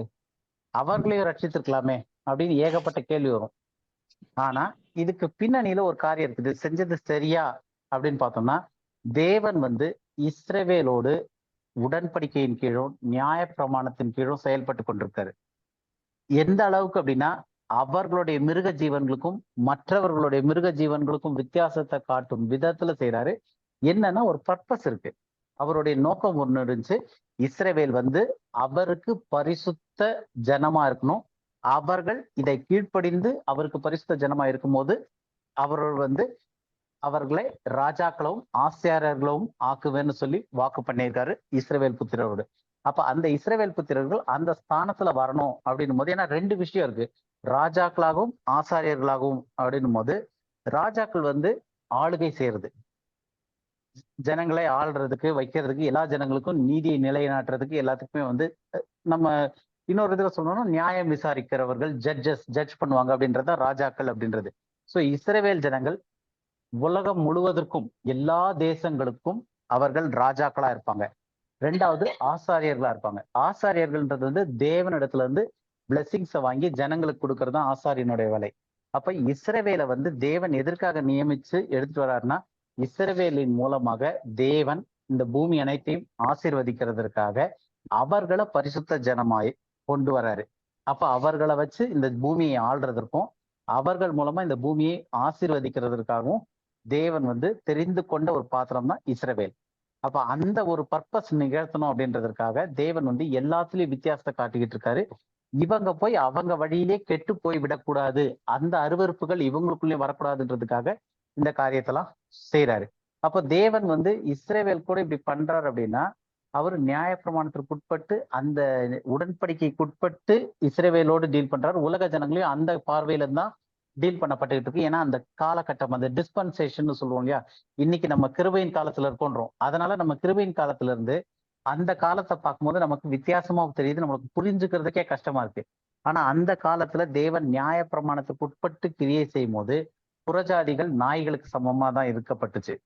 அப்போ வேதத்துல வந்து ஒவ்வொரு காலகட்டத்திலயும் ஒவ்வொரு டிஸ்பென்சேஷன்லயும் தேவனுடைய செயல்பாடுகள் வித்தியாசமா இருக்கு. தேவன் மாறாதவரா இருக்காரு, ஆனா அவருடைய செயல்பாடுகள் வித்தியாசமா இருக்கு. அப்ப இதனுடைய பின்னணியில என்ன இருக்கு, எதுக்காக அமலேக்கை இப்படி எல்லாம் கொல்ல சொல்றாரு அப்படின்னு பார்த்தோம்னா, இதனுடைய ஆரம்பம் வந்து எங்க போய் சேர்ந்தாலும் நம்ம பைபிளுடைய கீ பாயிண்டா எடுத்து பார்க்கணும்னா ஆதியாகமம் 12:3. அது ஒரு தடவை படிங்க. ஆதியாகமம் 12:3. இது வந்து உடன்படிக்கை, நியாயப்பிரமாணம், இந்த இதுல எல்லாம் வரும்போது இந்த ஒரே ஒரு சட்டம் தான் கரெக்டா நிலை நிற்கக்கூடியது. படிங்க. உன்னை ஆசிர்வதிக்கிறவர்களை ஆசிர்வதிப்பேன், உன்னை சபிக்கிறவர்களை சபிப்பேன். பூமியில் உள்ள வம்சங்கள் எல்லாம் உனக்குள் ஆசிர்வதிக்கப்படும் என்றார். அப்ப யார்கிட்ட சொல்றதுன்னா ஆபிரகாமுக்கு. ஆபிரகாமுடைய வாக்குத்தத்தம் பண்ணதுதான் ஈசாக் பண்றாரு, யாக்கோபு பண்றாரு. யாக்கோபு தான் இஸ்ரவேல் ஆகிறாரு. அவர்களுடைய 12 பிள்ளைகள் மூலமா தான் இந்த காரியங்கள்லாம் நிகழ்த்தப்படுது. அவர்களுக்கு தான் நியாயப்பிரமாணமும் கொடுக்கப்பட்டுச்சு. அப்ப இந்த காரியம், உன்னை ஆசீர்வதிக்கிறவர்களை ஆசீர்வதிப்பேன், உன்னை சபிக்கிறவர்களை சபிப்பேன். இப்ப அமலேக் வந்து இந்த உன்னை அப்படின்னு சொல்லக்கூடிய இந்த இஸ்ரவேல் பலவீனமா இருந்தப்ப அவர்களுடைய பலவீனர்கள் எல்லாம் போட்டு அடிக்கிறாங்க அவங்க வந்தப்ப. அதனால உன்னை சபிக்கிறவர்களை சபிப்பேன் மாதிரி தேவன் அவர்களை அழிக்க சொல்றாரு. இது வந்து அந்த டிஸ்பென்சேஷன்ல அந்த ஜனங்களுக்கு தேவன் என்ன நியமம் கொடுத்திருந்தாரோ அதன்படி இது சரியானது. இன்னைக்கு இருக்கிற கிருபையின் காலத்துல இருந்து நம்ம அதை பார்க்க முடியாது. ஏன்னா ஒவ்வொரு காலகட்டத்திலையும் தேவன், ஏன்னா இன்னைக்கு அப்படி பார்த்தோம்னா நம்ம யாரும் விருத்த சேதனம் செஞ்சு தேவனிடத்துல நெருங்கி வர்றது கிடையாது. உடன்படிக்கைன்ற இது விருத்த சேதனம் இன்னைக்கு கிடையவே கிடையாது. அப்ப தேவன் வந்து இன்னைக்கு நம்மளோட டீல் பண்றது வந்து கிருபையில டீல் பண்றது. இன்னைக்கு மோசே உயிரோடு இருந்திருந்தாருன்னா அவர் சொல்லியிருப்பாரு, எங்களை மட்டும் இப்படி பண்ணிருக்கீங்க, அவங்களுக்கு மட்டும் இப்படி பண்ணிருக்கீங்களேன்னு. அப்போ ஒவ்வொரு காலகட்டத்திலையும் ஒண்ணு சிலுவைக்கு முன்னாடி, சிலுவைக்கு பின்னாடி, அப்படி ஒவ்வொரு காலகட்டத்துல அந்த டிஸ்பென்சேஷன்ஸ் மாறும்போது தேவனுடைய நியமம், அவருடைய அட்மினிஸ்ட்ரேஷன் மாறுது. ஆனா தேவன் மாறாதவரா தான் இருக்காரு. அப்ப அந்த காலகட்டத்துல இந்த பிரமாணம் ஆக்டிவ்ல இருக்கு. இது உன்னை சபிக்கிறவர்களை சபிப்பேன், உன்னை ஆசீர்வதிப்பேன், உன்னை சபிக்கிறவர்களை சபிப்பேன், பூமியில் உள்ள வம்சங்கள் எல்லாம் முன்னுக்குள் ஆசீர்வதிக்கப்படும் என்றார். அப்ப இஸ்ரவேலுக்கு எந்த தேசம்லாம் வந்து ஆசீர்வாதமும் இருந்துச்சோ அந்த தேசங்களை தேவனும் ஆசீர்வதித்தார். இஸ்ரவேலர்களை எந்த தேசம்லாம் சபிச்சதோ இல்ல எந்த தேசத்தெல்லாம் வந்து இஸ்ரவேல் பாதிச்சதோ அந்த தேசத்தெல்லாம் தேவனும் வந்து பழி வாங்குறதுக்கு சபிக்கிறதுக்கு பண்றாரு. இப்ப இது ஓரளவு இந்த அமலேக்க பத்தியான இது நம்ம சைட்ல டவுட்னாலதான் இந்த இது வந்திருந்தோம். சிஸ்டர் ஹேமா கேட்டிருந்த டவுட். சிஸ்டர் ஹேமா உங்களுக்கு கிளியர் ஆச்சா ஓரளவு? எஸ் பிரதர், கிளியரா தான் இருக்கு. ஓகே. ரெண்டாவது ஒரு டவுட், நம்ம ஏற்கனவே அந்த இதை பத்தி பேசிட்டு இருந்தோம், அந்த மிக்ஸ்டு ஹைபிரிட்ஸ் இதை பத்தி எல்லாம் பேசிட்டு இருக்கும்போது அதுல இருந்து இன்னொரு ஒரு கேள்வியும் கேட்டிருந்தாங்க. அந்த ரெண்டாவது கேள்வி இன்னைக்கு பார்த்து அதோட முடிச்சுக்கலாம்னு நினைக்கிறேன். எதுல பார்த்தோம் அப்படின்னா தானியேல்ல 2வது அதிகாரம் 43வது வசனம். தானியேல் 2:43.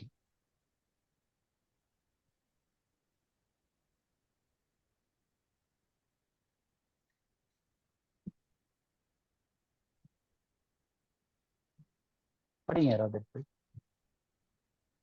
தானியேல் 2:43. நீர் இருமண்ணோடு களிமண்ணோடு கலந்ததாக கண்டீரே, அவர்கள் மற்ற மனுஷரோடு சம்பந்தம் கலப்பார்கள். ஆகிலும் இதோ களிமண்ணோடு இரும்பு கலவாதது போல அவர்கள் ஒருவரோடு ஒருவர் ஒட்டி கொள்ளாதிருப்பார்கள். இது வந்து அந்த தானியேலினுடைய இதுல அந்த நேபுகாத்நேச்சர் கண்ட கனவுல இருந்து வந்த அந்த சிலை, அதற்கான விளக்கம் இதெல்லாம் சொல்லிட்டு இருக்கும்போது நம்ம இந்த இதுல பார்த்தோம்.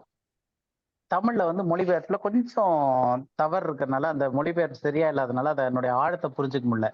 எப்படி அப்படின்னா இங்கிலீஷ்ல வந்து they shall mingle themselves with the seed of men அப்படின்னு இருக்கு.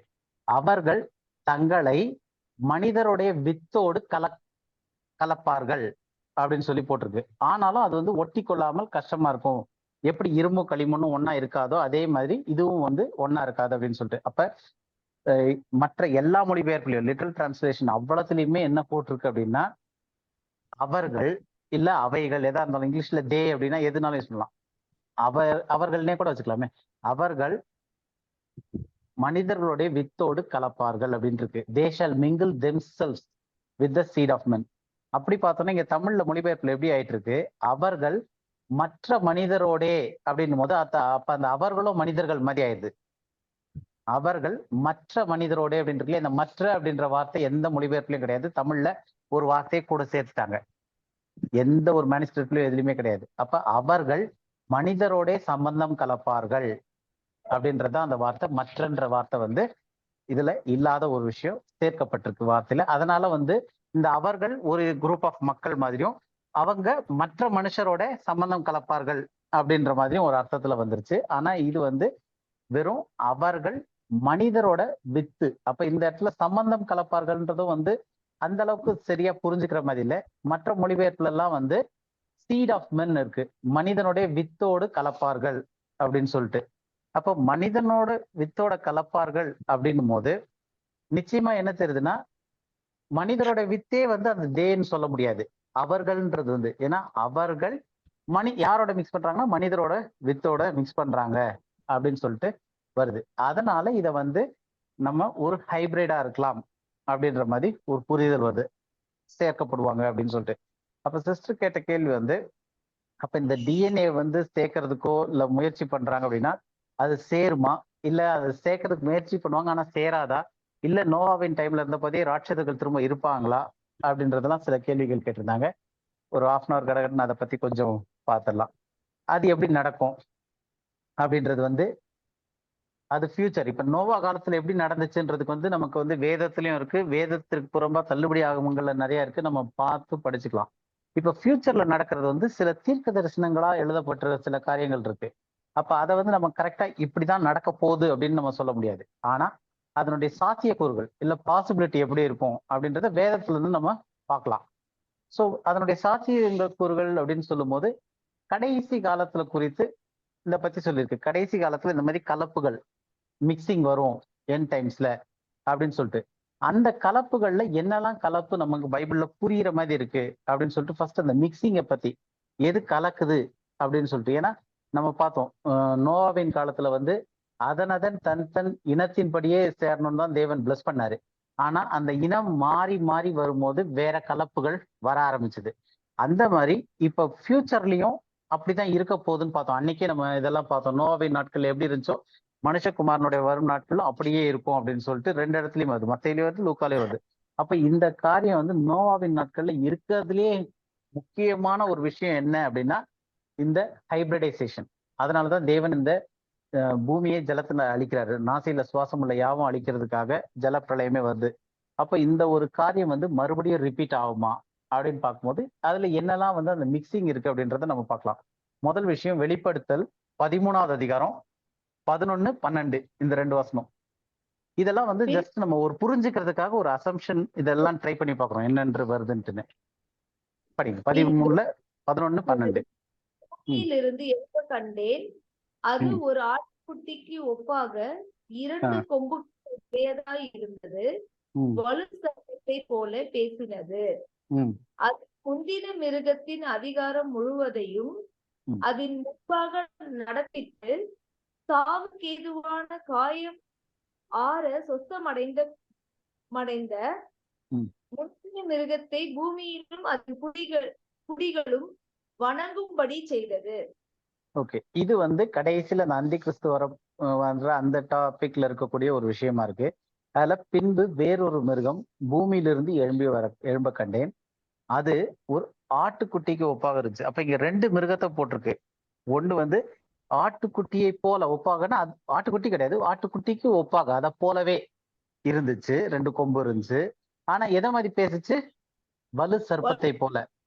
அப்ப இது ஒண்ணு வந்து ஆடு மாதிரி, இன்னொன்னு அதே மிருகம் எப்படிப்பட்டதா இருக்கு, ஹைபிரிடா வலு சர்ப்பம் போல இருக்கு. 2த்தினுடைய கலவையா இருக்கு. 2மே ஒண்ணுக்கு ஒண்ணு டோட்டலா வேற. இப்ப ஆடுன்றது வேற ஒரு இது, வலு சர்ப்பம்ன்றது பாம்பு, டிராகன் சொல்லக்கூடிய அந்த வலு சர்ப்பம் பாம்பாக இருக்கு. அப்ப இது வந்து ஒரு கண்ணோட்டத்துல பார்க்கும்போது 2மே வேற வேற ஒரே மிருகத்துக்குள்ள இருக்கு. புரியுதா உங்களுக்கு? அப்ப அது வந்து பார்க்கும்போது 2 கேரக்டர் இருக்கு அந்த மிருகத்துக்குள்ள. ஒண்ணு வந்து ஆடு மாதிரி இருக்கு, இன்னொன்னு வந்து வலு சர்ப்பம் போல இருக்கு. ஒண்ணு வந்து ஆட்டுக்குட்டியாவும் இன்னொன்னு வந்து வலு சர்ப்பத்தை போலவும் இருக்கு அப்படின்னு சொல்லிட்டு ஒரே விஷயத்துக்குள்ள 2 விதமான கலப்பு இருக்கு. இப்ப அந்த கலப்புனால வேற என்ன நடக்குது அப்படின்னு பாக்குறதுக்கு அப்படியே அடுத்தது 14, 15 2 வசனமும் படிங்க. 13லயே 14, 15.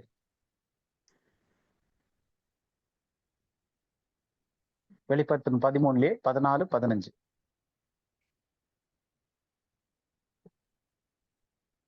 மிருகத்தின் முன்பாக படிங்க. மிருகத்தின் முன்பாக அந்த அற்புதங்களை செய்யும்படி தனக்கு கொடுக்கப்பட்ட சத்துவத்தினாலே பூமியின் குடிகளை மோசம் போக்கி பட்டயத்தினாலே காயப்பட்டு பிழைத்த மிருகத்திற்கு ஒரு சொரூபம் பண்ண வேண்டுமென்று பூமியின் குடிகளுக்கு சொல்லிற்று. மேலும் அம்மிருகத்தின் சொரூபம் பேசத்தக்கதாகவும் மிருகத்தின் சொரூபத்தை வணங்காத யாவரையும் கொலை செய்யத்தக்கதாகவும் மிருகத்தின் சொரூபத்திற்கு ஆவியை கொடுக்கும்படி அதற்கு சத்துவம் கொடுக்கப்பட்டது. இப்ப இந்த ஒரு மிருகத்தை பத்தி பேசுவோம். அந்த மேல இருந்த மிருகம் பார்த்தோம் இல்லையா, அதுவே ஒரு ஹைபிரைட் மாதிரி, ஒரு ஆடும் டிராகனும் சேர்ந்த மாதிரி இருக்கு. வலு சர்ப்பமும் ஆட்டுக்குட்டியும் சேர்ந்த ஒரு கலவையா அதனுடைய போக்கஸ் காட்டுது. அது போக அந்த மிருகத்துக்கு ஒரு சொரூபம் செய்யப்படுது. பூமியின் குடிகள் எல்லாம் மோசம் போகிறதுக்கு பட்டயத்தினாலே காயப்பட்டு பிழைத்த மிருகம் போலவே ஒரு சொரூபத்தை செய்றாங்க. அந்த சொரூபம்ன்றது வந்து உயிரற்றது ஒரு சொரூபம். அந்த சொரூபத்திற்கு ஆவியை கொடுக்கும்படி அதற்கு சத்துவம் கொடுக்கப்பட்டுச்சு. அப்ப இதே விஷயம் நோவாவின் காலத்துல அந்த ஹைபிரைட்ஸ்க்கெல்லாம் ஆவி எங்க இருந்து வந்துச்சுன்னு நம்ம ஏற்கனவே பார்த்தோம், போன பைபிள் ஸ்டடியிலே பார்த்தோம். தேவனிடத்துல இருந்து வரல. அப்ப கார்த்திகேயன் கூட கேட்டது, அவதுக்கு எப்படி ஆவி கொடுக்க முடியும் அப்படின்னு சொல்லி பார்க்கும்போது இந்த வசனத்தையும் நம்ம அப்பயே பார்த்தோம். அப்ப இந்த மிருகத்திற்கு அந்த சொரூபத்திற்கு ஆவியை கொடுக்கும்படி அதற்கு சத்துவம் கொடுக்கப்பட்டது. அப்ப அந்த என்ன ஆகுதுன்னா, நோவாவின் காலத்துல எப்படி ஒரு ஹைபிரைடுக்கு வந்துச்சோ அந்த மாதிரி இங்க வந்து ஒரு இமேஜ் இல்ல ஒரு சொரூபம், ஒரு சிலை. சொரூபம்ன்றது ஒரு சிலை. அந்த ஒரு சிலைக்கோ இல்ல அந்த ஒரு இமேஜ்க்கோ ஒரு ஆவி கொடுக்கப்படுது. அது வந்து நோவாவின் காலத்துல எப்படி நடந்துச்சோ அதே மாதிரியான ஒரு காரியமா இருக்கு. ரெண்டாவது, அந்த மிருகம் பேசக்கூடியதா இருக்கு. அது வந்து அப்படியே அடுத்த வசனம் படிங்க, 16, 17, 18. அதே இதுல வெளிப்படுத்தலையே 16, 17, 18. அது பெரியோர், ஐஸ்வர்யவான்கள், தரித்திரர், சுயாதீனர், அடிமைகள் இவர்கள் யாவரும் தங்கள் வலது கைகளிலாவது நெற்றிகளிலாவது ஒரு முத்திரையை பெறும்படிக்கும் அந்த மிருகத்தின் முத்திரையாவது அதன் நாமத்தையாவது அதன் நாமத்தின் இலக்கத்தையாவது தரித்து கொள்ளுகிறவன் தவிர வேறு ஒருவனும் கொல்லவும் இருக்கவும் கூடாதபடிக்கும் செய்தது. இதிலே ஞானம் விளங்கும். அந்த மிருகத்தின் இலக்கத்தை புத்தியுடையவன் கணக்கு பார்க்க கடவும். அது மனுஷனுடைய இலக்கமாய் இருக்கிறது. அதனுடைய இலக்கம் 666. ஓகே. இப்ப அந்த மிருகம் எந்த மிருகம்னா, ஆட்டுக்குட்டியை போலவும் வலு சர்ப்பத்தை போலவும் இருந்த அந்த ஒரு மிருகம் இருக்கு. அந்த மிருகத்திற்கு ஒரு சொரூபம் செய்யப்படுது. அந்த சொரூபத்திற்கு பேசக்கூடிய விதத்துல ஒரு ஆவி கொடுக்கப்படுது. அது வந்து எல்லாரையும் வந்து பெரியோர் சிறியோர் ஐஸ்வர்யோர் எல்லாரையும் வந்து அது தன்னை வணங்கும்படியாகவும் செய்து, அது வந்து நெற்றிலாவது வலது கையிலாவது அந்த முத்திரையை பொறிக்கும்படி சொல்லுது. அப்புறம் இதுல ஞானம் விளங்கும் அப்படின்னு சொல்லிட்டு மிருகத்தின் இலக்கத்தை புத்தியுடன் கிடைக்க பார்க்கிறோம். அது மனுஷனுடைய இலக்கமா இருக்கு. அப்ப இலக்கம்ன்றது அது ஒரு நம்பரா வருது. அந்த நம்பர் வந்து எப்படி இருக்குன்னா, ஒரே இதுக்கு பார்க்கிறதுக்கு மிருகத்தின் இலக்கம், ஆனா அது மனுஷனுடைய இலக்கமா இருக்கு. அப்போ ஒரு மிருகமும் மனுஷனும் சேர்ந்த ஒரு காம்போ மாதிரி அங்க வருது. அப்ப இது ரெண்டுத்திலயுமே வந்து ஒரு கலப்பு இருக்கு. இப்ப எதுலெல்லாம் கலப்பு பார்த்தோம் அப்படின்னா, ஃபர்ஸ்ட் அந்த மிருகமே வந்து ஆட்டுக்குட்டியும் வலு சர்ப்பத்தை போலவும் இருக்கு. அடுத்து அது ஒரு சொரூபமா இருக்கு, ஆனா அந்த சொரூபத்திற்கு ஒரு ஆவி வருது. அதுக்கப்புறம் அந்த மிருகத்தினுடைய இலக்கம் வந்து மிருகத்தினுடைய இலக்கமா இருக்கு, ஆனா அது மனிதனுடைய இலக்கமா இருக்கு. இங்கிலீஷ்ல பார்த்தோம்னா நம்பர் ஆஃப் த பீஸ்ட் எப்படி இருக்குன்னா நம்பர் ஆஃப் அ மேன். மிருகத்தின் இலக்கம் அது மனுஷனுடைய இலக்கமா இருக்கிறது. அப்ப மிருகத்தின் இலக்கம் மிருகத்தின் இலக்கமா இருக்கும், மனுஷனுடைய இலக்கம் மனுஷனுடைய இலக்கமா இருக்கும். ஆனா இது ரெண்டுமே சேர்ந்த கலவையா இருக்கு. அப்ப என் டைம்ஸ்ல வந்து நிச்சயமா நமக்கு என்ன தெரியுது அப்படின்னா, இந்த வெளிப்படுத்தல் 13வது அதிகாரத்துல இருந்து ஏதோ ஒரு மிக்சிங் இருக்கு. ஒரு ஆட்டுக்குட்டி வலு சர்ப்பத்தை சேர்ந்த ஒரு கேரக்டர்ல ஒரு மிக்சிங் வருது, ஒரு மிருகம். அது ஒரு சொரூபத்திற்கு ஆவி வர்ற மாதிரியான ஒரு மிக்சிங் வருது. அதனுடைய இலக்கம் மிருகத்தினுடைய இலக்கம் மனுஷனுடைய இலக்கம் போல இருக்கு. அப்ப இது எல்லாத்துலயுமே ஒரு மிக்சிங் ஃபர்ஸ்ட் நம்ம பாக்குறோம். இது வரைக்கும் புரியுது இல்லையா? இதுல என்னெல்லாம் அந்த மிக்சிங் வருதுன்றது. ஸோ இது ஜென்ரலா நம்ம ரஃபா புரிஞ்சுக்கிறதுக்காக இந்த ஒரு காரியத்தை இருக்கு. ரெண்டாவது, இப்ப இந்த மிக்சிங் பத்தி நம்ம படிக்கும்போது இது எதுக்காக நம்ம இந்த இது பாக்குறோம் அப்படின்னா, வெளிப்படுத்தல் பத்தியோ இல்ல அந்த இதுக்கு நம்ம போகல. இப்ப ஆக்சுவலா அந்த டிஎன்ஏ கரப்ட் ஆகுதா? நோவின் காலத்துல இருந்தது போலவே மனுஷகுமாரன் வர்ற நாட்கள்ல ராட்சதர்கள் இருக்காங்களா, அவங்களுடைய டிஎன்ஏ கரப்ட் ஆகுதா, இல்ல தள்ளப்பட்ட தூதர்கள் வந்து பெண் கொள்வாங்களா என்ன அப்படின்றதுதான். அப்ப இது வந்து இன்னும் சில இது புரிஞ்சுக்கிறதுக்கு பார்க்கணும் அப்படின்னா, இது மாம்சத்தோட தொடர்புடையதா இருக்கு. அந்த டிஎன்ஏ மேனிப்புலேஷனா இருக்கட்டும், இல்ல இந்த மிருகங்கள் சொல்றதா இருக்கட்டும், முத்திரை தரிக்கிறது வலது கையிலாவது நெற்றியிலாவதுன்னு சொல்றது எல்லாமே வந்து மாம்சத்தோட சம்பந்தப்பட்டிருக்கு. அப்போ நோவாவின் காலத்துல எப்படி நடந்துச்சுன்னா அப்படித்தான் மனுஷகுமாரனோட போற நாட்கள்லயும் நடக்க போகுது. அப்ப நோவாவின் காலத்துல இது மாம்ச சம்பந்தமா எப்படி இருந்துச்சு அப்படின்னு சொல்லிட்டு ஒரு சின்ன ரீகேப் பார்த்தலாம். போன வாட்டி இதெல்லாம் படிச்சிருப்போம் நம்ம. ஆதியாகமம் 6வது அதிகாரம் 11வது வசனத்துல இருந்து 13வது வசனம் வரைக்கும். ஆதியாகமம் 6, 11ல இருந்து 13. பூமியானது தேவனுக்கு முன்பாக சீர்கெட்டதாய் இருந்தது. பூமி கொடுமையினால் நிறைந்திருந்தது. தேவன் பூமியை பார்த்தால், இதோ அது சீர்கெட்டதாய் இருந்தது. மாம்சமான யாவரும் பூமியின் மேல் தங்கள் வழியை கெடுத்துக் கொண்டிருந்தார்கள். அப்பொழுது தேவன் நோவாவை நோக்கி, மாம்சமான யாவரின் முடிவும் எனக்கு முன்பாக வந்தது. அவர்களாலே பூமி கொடுமையினால் நிறைந்தது. நான் அவர்களை பூமியோடும் கூட அழித்து போடுவேன். ஓகே, இது எல்லாமே எதை பத்தி டீல் பண்ணுதுன்னா, மாம்சமான யாவரும் அவர்களுடைய முடிவு வந்துச்சு, அவர்களுடைய எல்லாம் கொடுமையாச்சு. ஆல் ஃபிளஷ் ஹாஸ் பீன் கரப்டட்னு வருது இங்கிலீஷ்ல. எல்லா மாம்சமும் எனக்கு முன்னாடி கெட்டு போனதா இருக்கு அப்படின்னு சொல்லிட்டு. அப்ப இது பேசுறதே என்ன டாபிக் அப்படின்னா, மாம்சமான இந்த சரீரம் டிஎன்ஏவோட கெட்டு போயிருக்கு. வர ஃபிளஷ் எல்லாமே வந்து வேற ஃபிளஷா இருக்கு, வேற மாம்சமா இருக்கு. மாம்சம் கரப்ட் ஆயிருச்சு. அப்போ தேவன் வந்து எப்படி எது தன் வகையில அந்த மாம்சம் பழுகி பெருகணும் அப்படின்னும் போது இங்க வந்து எல்லாம் மாற்றப்பட்டு டிஎன்ஏ எல்லாம் மாறி எல்லாம் ராட்சதர்களாகி ஹைபிரிட்ஸா மாறி, ஹைபிரிட்ஸ்னு சொல்லும் போதே அதனுடைய மாம்சம் எல்லாமே கெட்டு போயிருக்கு. அப்ப இந்த டிஎன்ஏன்றதே வந்து மாம்சத்தோட சம்மந்தப்பட்டதா இருக்கு. இந்த மிருகத்தின் லக்கையும் வந்து நம்ம ஆவியிலையோ இல்ல ஆவிக்குரிய ரீதியிலையோ அதுல அணுக முடியாது. ஏன்னா வசனம் தெளிவா வந்து நெற்றியிலாவது வலது கையிலாவது அதை எடுத்துக்கொள்ளணும் அப்படின்ற மாதிரி வருது. அந்த மிருகத்தினுடைய இலக்கத்தை போட்டுக்குவாங்க அப்படின்ற மாதிரி அந்த 13 வெளிப்படுத்தல் 13 படிச்சு பார்த்தா தெரியும். அப்போ இது எல்லாமே மாம்சத்தோட சரீரத்தோட மாம்ச சரீரம் ஃபிளஷோட தொடர்புடையதா வருது. இப்ப நம்ம இன்னொரு விஷயம், இப்போ புதிய ஏற்பாட்டுல வரப்போற நாட்கள்ல மனுஷகுமாரன் வர்ற நாட்கள்ல எப்படி இருக்கும், இதே மாதிரி மாம்சம் வந்து இதே மாதிரி ஆகுமா அப்படின்னு பாக்கணும்னா 2 வசனம் படிக்கலாம். மத்தேயு 24, 22. மத்தேயு 24, 22. அந்நாட்கள் குறைக்கப்படாதிருந்தால் ஒருவனாகிலும் ஒரு மாம்சமாகிலும் தப்பி போவதில்லை. தெரிந்து கொள்ளப்பட்டவர்களின் நிமித்தமோ அந்த நாட்கள் குறைக்கப்படும். ஓகே, இதுல வந்து இந்த ஒரு மாம்சமாகிலும்ன்றது நான் போட்டிருக்கேன். அந்த நாட்கள் குறைக்கப்படாதிருந்தால் ஒருவனாகிலும் தப்பி போவதில்லை, தெரிந்து கொள்ளப்பட்டவர்கள் நிமித்தமும் அந்த நாட்கள் குறைக்கப்படும் அப்படின்னு சொல்லி போட்டிருக்கு. எந்த நாட்கள் அப்படின்னு பார்த்தோம்னா மகா உபத்திரவத்தின் நாட்களை பத்தி பேசும்போது தேவன் சொல்லும் போது இங்கிலீஷ்ல வந்து கரெக்டா இருக்கு, மற்ற மொழிபெயர்ப்புகள்லயும் கரெக்டா இருக்கு. தமிழ்ல வந்து அது ஒருவனாகிலும் போது ஒரு ஆளை பத்தி பேசுற மாதிரி வந்துருது, ஒருவனாகிலும் அப்படின்னு சொல்லிட்டு. ஆனா அதனுடைய உண்மையான வார்த்தை, அந்த கிரேக்க வார்த்தை வந்து சார்ஸ்ன்னு சொல்லக்கூடிய அந்த மாம்ச சரீரம் ஃபிளஷ பத்தி சொல்ற வார்த்தை இங்கிலீஷ்ல கரெக்டாவே இருக்கு. என்னன்னா, and except those days be shortened, அந்த நாட்கள் குறைக்கப்படாதிருந்தால் there should no flesh be saved, எந்த மாம்சமும் தேராது, தப்பி போவதில்லை எந்த மாம்சமும். அததான் வந்து தமிழ்ல மொழிபெயர்க்கும் போது ஒருவனாகிலும் அப்படின்னு போட்டாங்க. அப்போ எந்த மாம்சமும் ஒரு மாம்சமாகிலும் தப்பி போவதில்லை. எது அந்த மகா உபத்திரவ காலம் போச்சுன்னா, அப்ப எல்லாமே எதோட டீல் பண்ணப்படுதுன்னா மாம்சத்தில். இதே வசனம் மறுபடியும் மார்க்லயும் வருது. ஆனா மார்க்லயும் வந்து தமிழ்ல வந்து வேற மாதிரி போட்டிருக்காங்க, அந்த ஒருவனாகிலும்னே போட்டிருக்கு. பார்க்கலாமே, மார்க் 13:20. கர்த்தர் அந்நாட்களை குறைத்திராவிட்டால் ம். ஒருவனாகிலும் தப்பி போவதில்லை. ம். தாம் தெரிந்து கொண்டவர்கள் நிமித்தமோ அவர் அந்த நாட்களை குறைத்திருக்கிறார்.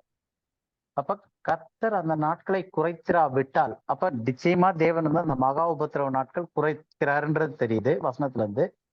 அப்படி குறைக்காவிட்டால், இங்க ஒருவனாகிலும்ன்ற வார்த்தையும் மறுபடியும் வந்து no flesh should be saved, ஒரு மாம்சமும் தப்பி போவதில்லை, ஒரு மாம்சமும் மிஞ்சாது, அது சான்ஸே இல்லை. அப்போ உபத்திரவ காலத்துல மாம்சம் கரப்ட் ஆகுது. அப்ப தெரிந்து கொள்ளப்பட்டவர்கள், அந்த தெரிந்து கொள்ளப்பட்டவர்கள் நிமித்தமாக அந்த மாம்சம், ஒரு மாம்சமும் நாசமாயிராதபடிக்கு, எல்லா மாம்சமும் நாசமாய் போயிடாதபடிக்கு தெரிந்து கொள்ளப்பட்டவர்கள் நிமித்தமாக அந்த நாட்கள் குறைக்கப்படுது. எது? மகா உபத்திரவத்தின் நாட்கள். அப்ப இங்க எதோட டீல் பண்றாரு அப்படின்னா பிளஷ். அந்த கிரேக்க வார்த்தையும் வந்து பிளஷ்ன்றது தான் இருக்கே தவிர ஒரு நபரை குறிக்கிற வார்த்தை கிடையாது அது. ஆனா தமிழ்ல வந்து 2 இடத்துலயுமே வந்து ஒருவனாகிலும் தப்பி போவதில்லை அப்படின்னு போட்டிருக்கு. ஆனா ஒரு மாம்சம் ஆகிலும் தப்பி போவதில்லை, ஒரு மாம்சத்தை தான் அங்க பேசுது. சோ இந்த 3மே வந்து நமக்கு இது வந்து மாம்சத்தோட சம்பந்தப்பட்டிருக்கு அப்படின்றது தெரியுது. அடுத்தது இந்த டிஎன்ஏ மேனிப்புலேஷன் அப்படின்றாங்க இல்லையா, இது வந்து அநேகமா அந்த டிஎன்ஏவை மாத்தி இது பண்றதுனால இருக்கலாம். ஏன் அப்படின்னா தானியல்லையே வந்து அந்த 2:43 பார்த்தோம், நம்ம ஆரம்பிக்கும் போதே பார்த்தோம், இரும்பு களிமண்ணோடு கலந்ததாக கண்டீரே. அப்ப அவர்கள், மற்றன்ற வார்த்தை வராது, அவர்கள் மனிதரோட சம்பந்தம் கலப்பார்கள் அப்படின்றது. அப்ப இங்க சம்பந்தம் கலப்பார்கள்னும் போது நமக்கு அதனுடைய ஆழம் புரிய மாட்டேங்குது. ஏன்னா சம்பந்தம் கலப்பார்கள்ன்ற வார்த்தையில வந்து இந்த சீட் அப்படின்ற வார்த்தையே இல்லை. இப்ப இங்கிலீஷ்ல எல்லாம் சீடுன்னு இருக்கு இல்லையா, அந்த இடத்துக்கு எபிரேய வார்த்தையில விதை அப்படின்றதுக்கு அந்த சீடுன்றதுக்கு என்ன வார்த்தையோ அந்த வார்த்தை இருக்கு. ஆனா தமிழ்ல அந்த வார்த்தையே மொழிபெயர்க்கப்படவே இல்லை. 2வது மற்ற மனிதரோடன்னு போடும்போது இதனுடைய மொத்த அர்த்தமே தமிழ் இதுல போயிடுச்சு. அப்ப இவங்க வந்து முக்கியமா எதோட இது பண்றாங்கன்னா the seed of men, மனுஷனுடைய அந்த வித்தோட சீடோட மிங்கிள் பண்ண முயற்சிக்கிறாங்க அப்படின்றது தான் வந்து எபிரேய வார்த்தையில இருந்தும் மற்ற எல்லா லிட்டரல் டிரான்ஸ்லேஷனும் நமக்கு கிடைக்கிற வார்த்தை அந்த சீடு. ஆனா தமிழ் டிரான்ஸ்லேஷன்ல அந்த வார்த்தையே இல்லாம போயிடுச்சு. சம்பந்தம் கலப்பார்கள்னா ஏதோ எல்லாம் மிக்ஸ் ஆவாங்க, சம்பந்தம் பண்ணிக்குவாங்க அப்படின்ற அளவுல தான் இருக்கே தவிர அது ஒரு சூப்பர்ஃபிஷியலான வேர்டா இருக்கு. ஆனா சீட் ஆஃப் மென் அப்படின்னும் போது இங்க வந்து அவர்கள் அப்படின்னு சொல்லிட்டு மற்ற மனித வித்தோடு, அப்போ அது மட்டும் இல்லாம அவர்கள்னு சொல்லும் போது அது ஒரு குரூப் இருக்கு, மனிதனின் வித்தோட அப்படின்னும் போது அவர்கள் வந்து மனிதர்கள் அல்ல அப்படின்றது தெரியுது. ஏன்னா இப்ப மனிதனா இருந்துச்சுன்னா இன்னொரு மனிதனோட வித்தோட மிக்ஸ் ஆகும் போது திருமணத்திலயோ இல்ல அந்த சம்பந்தத்துல ஒன்னா சேரும் போது இனப்பெருக்கம், அது வந்து தேவன் ஆசீர்வதிச்சது. ஆனா அது அவர்கள்னு சொல்றது வந்து தே. அப்ப அந்த ஏதோ ஒரு தே வந்து மனித வித்து கிடையாது, ஆனா மனித வித்தோட கலக்கிறதுக்கு முயற்சி பண்ணுது. ஆனா ஒன்னோட ஒண்ணு கலவாதது போல, இரும்பும் களிமண்ணும் எப்படி சேராம இருக்குமோ அந்த மாதிரி அவர்கள் சேராம இருக்காங்க அப்படின்றதுதான் இதுல இருந்து நமக்கு புரியுது. அப்போ மனிதனுடைய வித்து அப்படின்னா என்ன அப்படின்னு பார்த்தோம்னா அது வந்து அந்த சீடுன்னு சொல்லும் போது அதுலதான் வந்து அடுத்த தலைமுறைக்கான ஒரு டிஎன்ஏ. இப்போ ஒரு குழந்தை பிறந்திருக்கு அப்படின்னா அந்த டிஎன்ஏ செக் பண்ணி பார்த்தா இது யாரோட டிஎன்ஏ, கண் அதே மாதிரி இருக்கு, அப்பா மாதிரி கண் இருக்கு, இப்படி இருக்கு அப்படி இருக்குன்னு சொல்றதுக்கான காரணம் என்ன அப்படின்னா அந்த மரபணு அது வந்து டிஎன்ஏல கேரி ஓவர் ஆகி போகுது. அப்ப அந்த டிஎன்ஏல தான் வந்து மனிதன் அவனுடைய எல்லா விதமும், இப்ப ஒரு குழந்தை பிறகுதுன்னா எல்லா குழந்தைக்கும் 2 கை, 2 காலு, ஒரு தலை, 2 கண்ணு, 2 காது, இதெல்லாமே வந்து டிஎன்ஏ டேட்டால இருக்கு. அதுல ஏதாவது டிஃபார்மேஷன் இல்ல ஏதாவது பிரச்சனைகள் இருந்தாதான் அதுல வேற சில மாதிரி ஒரு சில குழந்தைகள் ரேரா பிறக்கிறதுக்கான காரணம் அதனுடைய டிஎன்ஏல உள்ள குளறுபடிகள், அதுல உள்ள பிரச்சனைகள் காரணமாக. அப்போ ஒரு மனிதன் எப்படி பிறக்கிறான் அப்படின்றது வந்து ஈவன் அவனுடைய தலைமுடி என்ன கலர்ல இருக்கணும், என் கண் என்ன கலர்ல இருக்கணும், நகம் எப்படி ஷேப்ல வரணும் அப்படின்ற வரைக்கும் அந்த டேட்டா எதுல இருக்குன்னா டிஎன்ஏல இருக்கு. அப்போ இந்த டிஎன்ஏவை தான் சீடுன்னு பைபிள் சொல்லுது, மனிதனுடைய வித்து, அந்த சீட் ஆஃப் மென் அப்படின் போது. அப்போ மனிதனுடைய டோட்டல் டிஎன்ஏல டோட்டல் அவனுடைய டேட்டா எப்படிப்பட்ட இதா இருக்கும்னு சொல்லிட்டு மனிதனுடைய மரபணு, சிம்பிளான வார்த்தையில மனிதனுடைய மரபணுவோட அவர்கள் கலக்க முயற்சிக்கிறார்கள். ஆனா அதுல வந்து களிமண் எப்படி இரும்போட சேராதோ அந்த மாதிரி மனிதனோட மரபணுவோட அதுகளோ அவைகளோ அவர்களோ அந்த இதுல சேர முடியல அப்படின்ட்டுன்னு இருக்கு. அப்ப நிச்சயமா அந்த தே அப்படின்னு சொல்லக்கூடிய அந்த அவைகள் மனிதன் கிடையாது.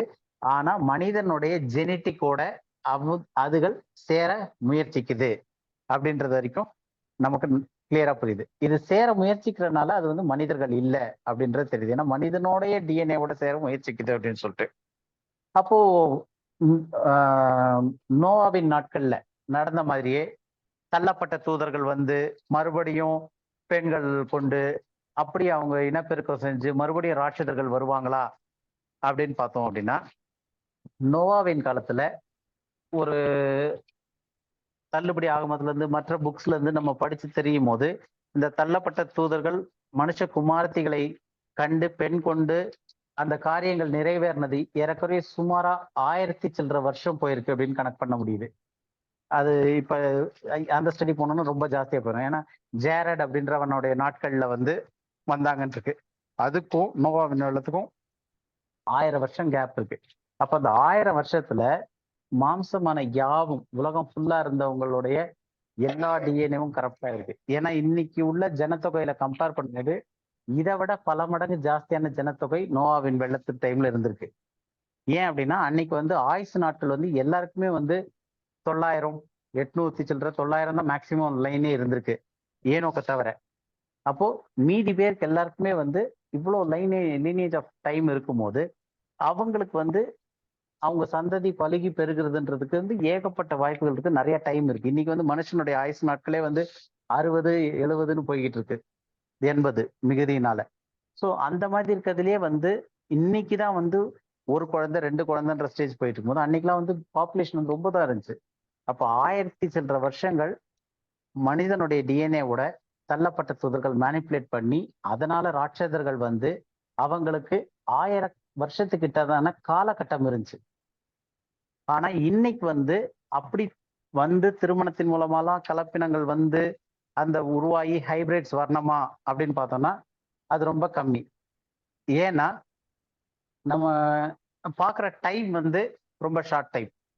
எப்படி அப்படின்னு பார்த்தோம்னா அது எப்படி தொடங்குறதுக்கு எங்க வாய்ப்பு இருக்கு அப்படின்னு ஒரு 2-3 வசனம் பார்க்கலாம்.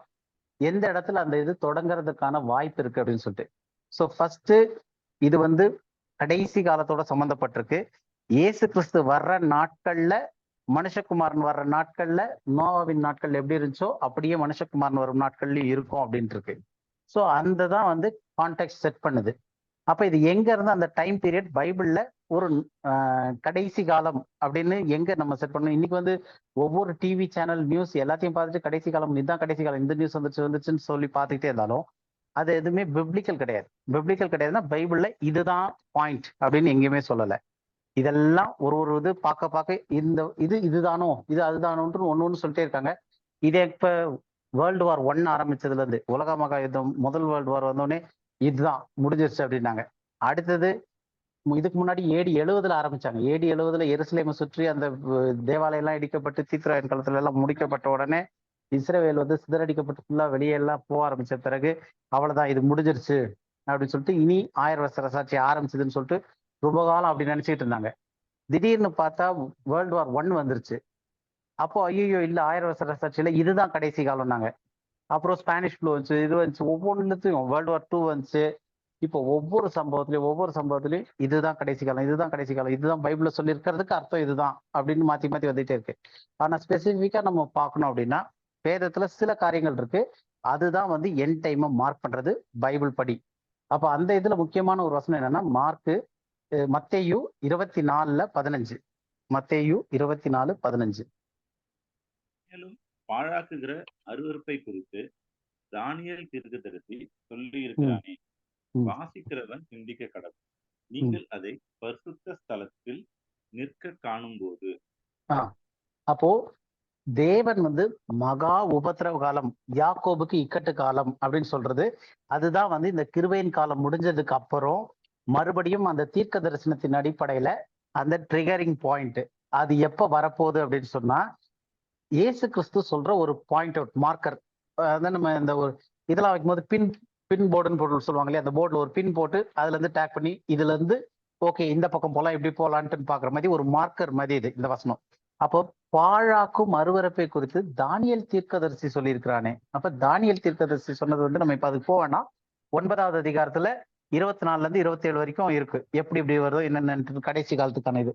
அந்த காரியத்துல தானியேல் தீர்க்கதரிசி சொன்ன அந்த பாழாக்கும் மறுவறுப்பை குறித்து தானியேல் தீர்க்கதரிசி சொன்னது, அதை வாசிக்கிறவன் சிந்திக்கிறான். நீங்கள் அதை பரிசுத்த ஸ்தலத்தில் நிற்க காணும் போது அப்படின்னு சொல்லி ஆரம்பிக்கிறார். அப்ப கீ பாயிண்ட் என்னன்னா, பாழாக்குகிறவன், அந்த அருவருப்பான பாழாக்குகிறவன் வந்து பரிசுத்த ஸ்தலத்துல நிற்க காணும் போது இந்த பாயிண்ட் ட்ரிகர் ஆகுது. அப்ப அது வரைக்கும் எவ்வளவு சொல்லிட்டு இருந்தாலும் இல்ல.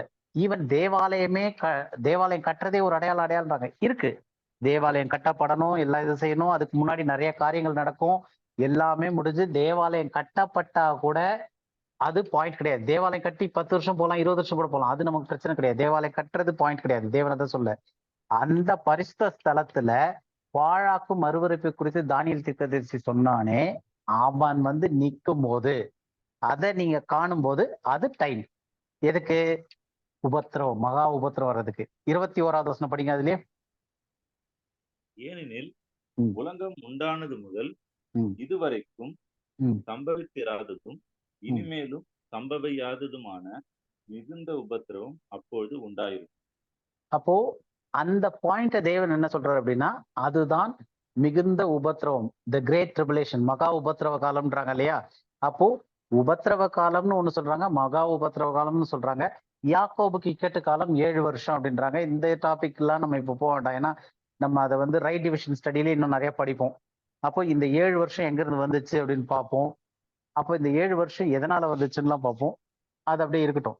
இப்ப நமக்கு தெரிஞ்ச மாதிரி நிறைய பேருக்கே தெரியும் 7 வருஷம் உபத்திரவ காலம் இருக்குன்னு ஜென்ரலா சொல்லிடுவாங்க. எப்படி வந்துச்சு என்ன ஏதுன்றது தெரியாட்டி கூட 7 வருஷம் உபத்திரவ காலம்ன்றது பொதுவா நிறைய பேர் தெரியும். அந்த 7 வருஷம் உபத்திரவ காலத்துல முதல் 3.5 வருஷம் வந்து வேதனைகளுக்கு ஆரம்பம்னு பைபிள் பேர் சொல்லுது. உபத்திரவ காலம், யாக்கோபுக்கு இக்கட்டு காலம். கடைசி 3.5 வருஷம் இயேசு கிறிஸ்துனுடைய 2ஆம் வருகை வர்ற வரைக்கும் உள்ள கடைசி 3.5 வருஷம் தான் வந்து மகா உபத்திரவ காலம் அப்படின்ட்டு. அப்ப இந்த தானியேல் தீர்க்கதரிசி சொன்ன அந்த பாழாக்கும் மறுவறுப்பு பரிசுத்த ஸ்தலத்தில் நிற்க காணும் போது அப்படின்னும் போது அந்த 7 வருஷ உபத்திரவ காலத்தினுடைய நடு பாதியில கரெக்டா 3.5 வருஷத்துல நடக்கக்கூடிய சம்பவம் வேதாகமத்தின்படி அது. அப்ப அந்த சம்பவத்தை ஒருத்தர் பாக்குறாங்க அப்படின்னா அதுல இருந்து 3.5 வருஷத்துல இயேசு கிறிஸ்துனுடைய 2ஆம் வருகை இருக்கும். அப்போ எவ்வளவு காலகட்டம் இருக்கு இந்த சம்பவத்துக்கும்? இப்ப தானியேல் 15ல சொன்ன 24:15 படிச்ச அந்த சம்பவத்துக்கும் அது என்னன்னா, மகா உபத்திரவ காலம், உலகம் உண்டானதுல இருந்து இது வரைக்கும் நடக்காத மகா உபத்திரவ காலம் உண்டாயிருக்கும்னு சொன்ன அந்த 26வது வசனமும் இது ரெண்டுத்துக்கும் எவ்வளவு காலகட்டம், இயேசு கிறிஸ்துனுடைய 2ஆம் வருகைக்கும் நடுவுல எவ்வளவு காலகட்டம் இருக்கு அப்படின்னா 3.5 வருஷம் தான் இருக்கு. இது உங்களுக்கு புரியுதா? இது புரியுது இல்லையா? அப்ப இந்த 3.5 வருஷ காலகட்டம், இந்த பீரியட வேற எப்படி சொல்லியிருக்கு அப்படின்னு பார்க்கும்போது வெளிப்படுத்தினல் 12வது அதிகாரம் 12வது வசனம். ஆகையால் பரலோகங்களே, அவைகளில் வாசமாயிருக்கிறவர்களே களி கூறுங்கள், பூமியிலும் சமுத்திரத்திலும் கூடியிருக்கிறவர்களே ஐயோ, பிசாசானவன் தனக்கு கொஞ்ச காலம் மாத்திரம் உண்டென்று அறிந்து மிகுந்த கோபம் கொண்டு உங்களிடத்தில் இறங்கினபடியால் உங்களுக்கு ஆபத்து வரும் என்று சொல்ல கேட்டேன். ஓகே, நம்ம ரைட் டிவிஷன் ஸ்டடியில நம்ம படிப்போம் வெளிப்படுத்தினால் யாருக்கு எழுதப்பட்டுச்சு, எப்படி என்ன ஏதுன்ட்டுன்னு. அது வந்து பாடி ஆஃப் கிறிஸ்ட் கிடையாது இப்போதைக்கு, அது இருக்கு தம்பி. அப்ப இந்த உபத்திரவ காலத்தை பத்தி பேசும்போது அந்த இடத்துல பரலோகத்தில் உள்ளவர்களே, அவைகள் வாசமா இருக்கிறவர்களே களி கூறுங்கள், பூமியில் உள்ள சமுத்திரத்திலும் குடியிருக்கிறவர்களுக்கு ஐயோ. ஏன் ஐயோ? தேவன் சொல்றாரு அது மகா உபத்திரவ காலம்னு ஃபர்ஸ்ட் நம்ம பார்த்துட்டோம். அந்தி கிறிஸ்து பாழாக்கும் மறுவறுப்போடு கூட பரிசுத்த ஸ்தலத்துல வந்து நிற்க நீங்க காண ஆரம்பிச்சிட்டீங்க. அந்த டைம்ல இருந்து ஆரம்பிச்சு இயேசு கிறிஸ்துவின் வருகை வரைக்கும், 2ஆம் வருகை வரைக்கும் 3.5 வருஷம் இருக்குன்றது நமக்கு தெரியும். அப்போ இந்த பூமியின் குடிகள் எல்லாமே வந்து பயங்கர வேதனைப்பட போறாங்க. ஏன் அப்படின்னா பிசாசானவன் தனக்கு கொஞ்ச காலம் மாத்திரம் உண்டு என்று அறிந்து. அப்ப பிசாசுக்கும் தெரியும் டைம் ஃப்ரேம் எவ்வளவு நாள் இருக்குன்ட்டு, 3.5 வருஷம் தான் டைம் ஃப்ரேம். பிசாசானவன் தனக்கு கொஞ்ச காலம் உண்டு என்று அறிந்து மிகுந்த கோபம் கொண்டு உங்களிடத்தில் இறங்கினபடியால் உங்களுக்கு ஆபத்து வரும் என்று சொல்ல கேட்டேன். அப்ப இந்த ஒரு விஷயம் நமக்கு தெரியுது. அப்ப இந்த பிசாசானவன் எப்படி உள்ள வரான், அவனுக்கு கொஞ்ச காலம் தான் இருக்குன்னு தெரிஞ்ச பிறகு அப்படின்னு பார்த்தோம் அப்படின்னா, அதிலே 9வது வசனம் படிங்க. 12:9. உலகம் அனைத்தையும் மோசம் போக்குகிற பிசாசு என்றும் சாத்தான் என்றும் சொல்லப்பட்ட பழைய பாம்பாகிய பெரிய வலு சர்ப்பம் தள்ளப்பட்டது. அது பூமியிலே விழ தள்ளப்பட்டது. அதனோட கூட அதை சேர்ந்த தூதரும் தள்ளப்பட்டார்கள். அப்போ பாதி வருஷம் அந்த உபத்திரவ காலத்துல 7 வருஷத்துல முதல் 3 வருஷம் வந்து வேதனைகளுக்கு ஆரம்பம் இருக்க பீரியடு. மகா உபத்திரவ காலம்ன்ற அந்த பாயிண்ட் எங்க ஆரம்பிக்குதுன்னா, பாழாக்கு அருவருப்பு வந்து நிக்கும் போது வருது. அது வந்து அதுல இருந்து 2ஆம் வருகை, இயேசு கிறிஸ்துவோட 2ஆம் வருகை வரைக்கும் 3 வருஷ காலகட்டம் இருக்கு. அந்த டைம்ல பிசாசானவன் வானத்துல இருந்து தள்ளப்படுறான். அவனுக்கு கொஞ்ச காலம் தான் இருக்குன்னு சொல்லிட்டு பூமியில இருக்கவங்க மேல மிகுந்த கோபம் கொண்டு அவன் எல்லாரையும் துன்பப்படுத்துறதுக்கு போறான். அப்ப அவன் தள்ளப்படும் போது யாரெல்லாம் தள்ளப்படுதுன்னா, பழைய பாம்பாகிய வலு சர்ப்பம் தள்ளப்பட்டது. அது பூமியிலே விழ தள்ளப்பட்டது. அதனோட கூட அதை சேர்ந்த தூதர்களும் தள்ளப்பட்டார்கள். அப்ப இன்னைக்கு வந்து தள்ளப்பட்ட தூதர்கள்னு கிடையாது. இவங்க அந்த சம்பவமே எப்ப நடக்குது? தள்ளப்பட்ட தூதர்கள், பிசாசோடு தள்ளப்படுற தூதர்கள் எப்ப நடக்குதுன்னா, அந்த கொஞ்ச காலம்தான் இருக்கிற அந்த டைம் பீரியட், 3.5 வருஷம் டைம் பீரியட். உபத்திரவ காலம் 7 வருஷம் போது அதுல வந்து முதல் 3.5 வருஷத்துல இல்ல, எப்ப நம்ம அதை பாக்குறோமோ, பாழாக்கும் அருவருப்பை எப்ப பரிசுத்த ஸ்தலத்துல நிற்க காணும் போது, அந்த ஸ்பாட்ல அந்த டைம்ல இருந்து பிசாசானவன் தள்ளப்படுறான். அந்தி கிறிஸ்துக்கு வல்லமையை கொடுக்குறான். கொஞ்ச காலம் தான் இருக்குன்னு சொல்லிட்டு அவன் முழு இதுல வேகத்துல வந்து வேலை செய்வான். அப்ப அவனை சேர்ந்த தூதர்களும் தள்ளப்படுறாங்க. பிசாசும் அவனுடைய தூதர்களும். அவங்களுக்கு கொடுக்கப்பட்ட காலம் 3.5 வருஷம் டைம் பீரியட். இதுதான் வந்து ஒரு தொடக்கத்திற்கு ஒரு சாத்தியமா இருக்கும். ஆனா இது தொடங்கிறதுக்கு முன்னாடி இப்ப தள்ளப்பட்ட தூதர்கள், வஞ்சிக்கிற ஆவிகள் இதெல்லாம் சேர்ந்து இதுக்கான ஸ்டேஜ் செட்டப் வந்து அன்னைக்கு நடக்க போறது இல்லை. இப்ப இந்த விஷயம் நடக்குது அப்படின்னா, பிசாசானவன் வந்து நோவாவின் காலத்துல இருந்தது போலவே தள்ளப்பட்ட தூதர்கள் பூமியில தள்ளப்பட்டு 3.5 வருஷம் தான் டைம் பீரியட் இருக்குன்னா, அன்னைக்கு உட்காந்து இது ஆரம்பிக்க போறது இல்லை. இதனுடைய ப்ராசஸ் இன்னைக்கே ஆரம்பிச்சிருச்சு.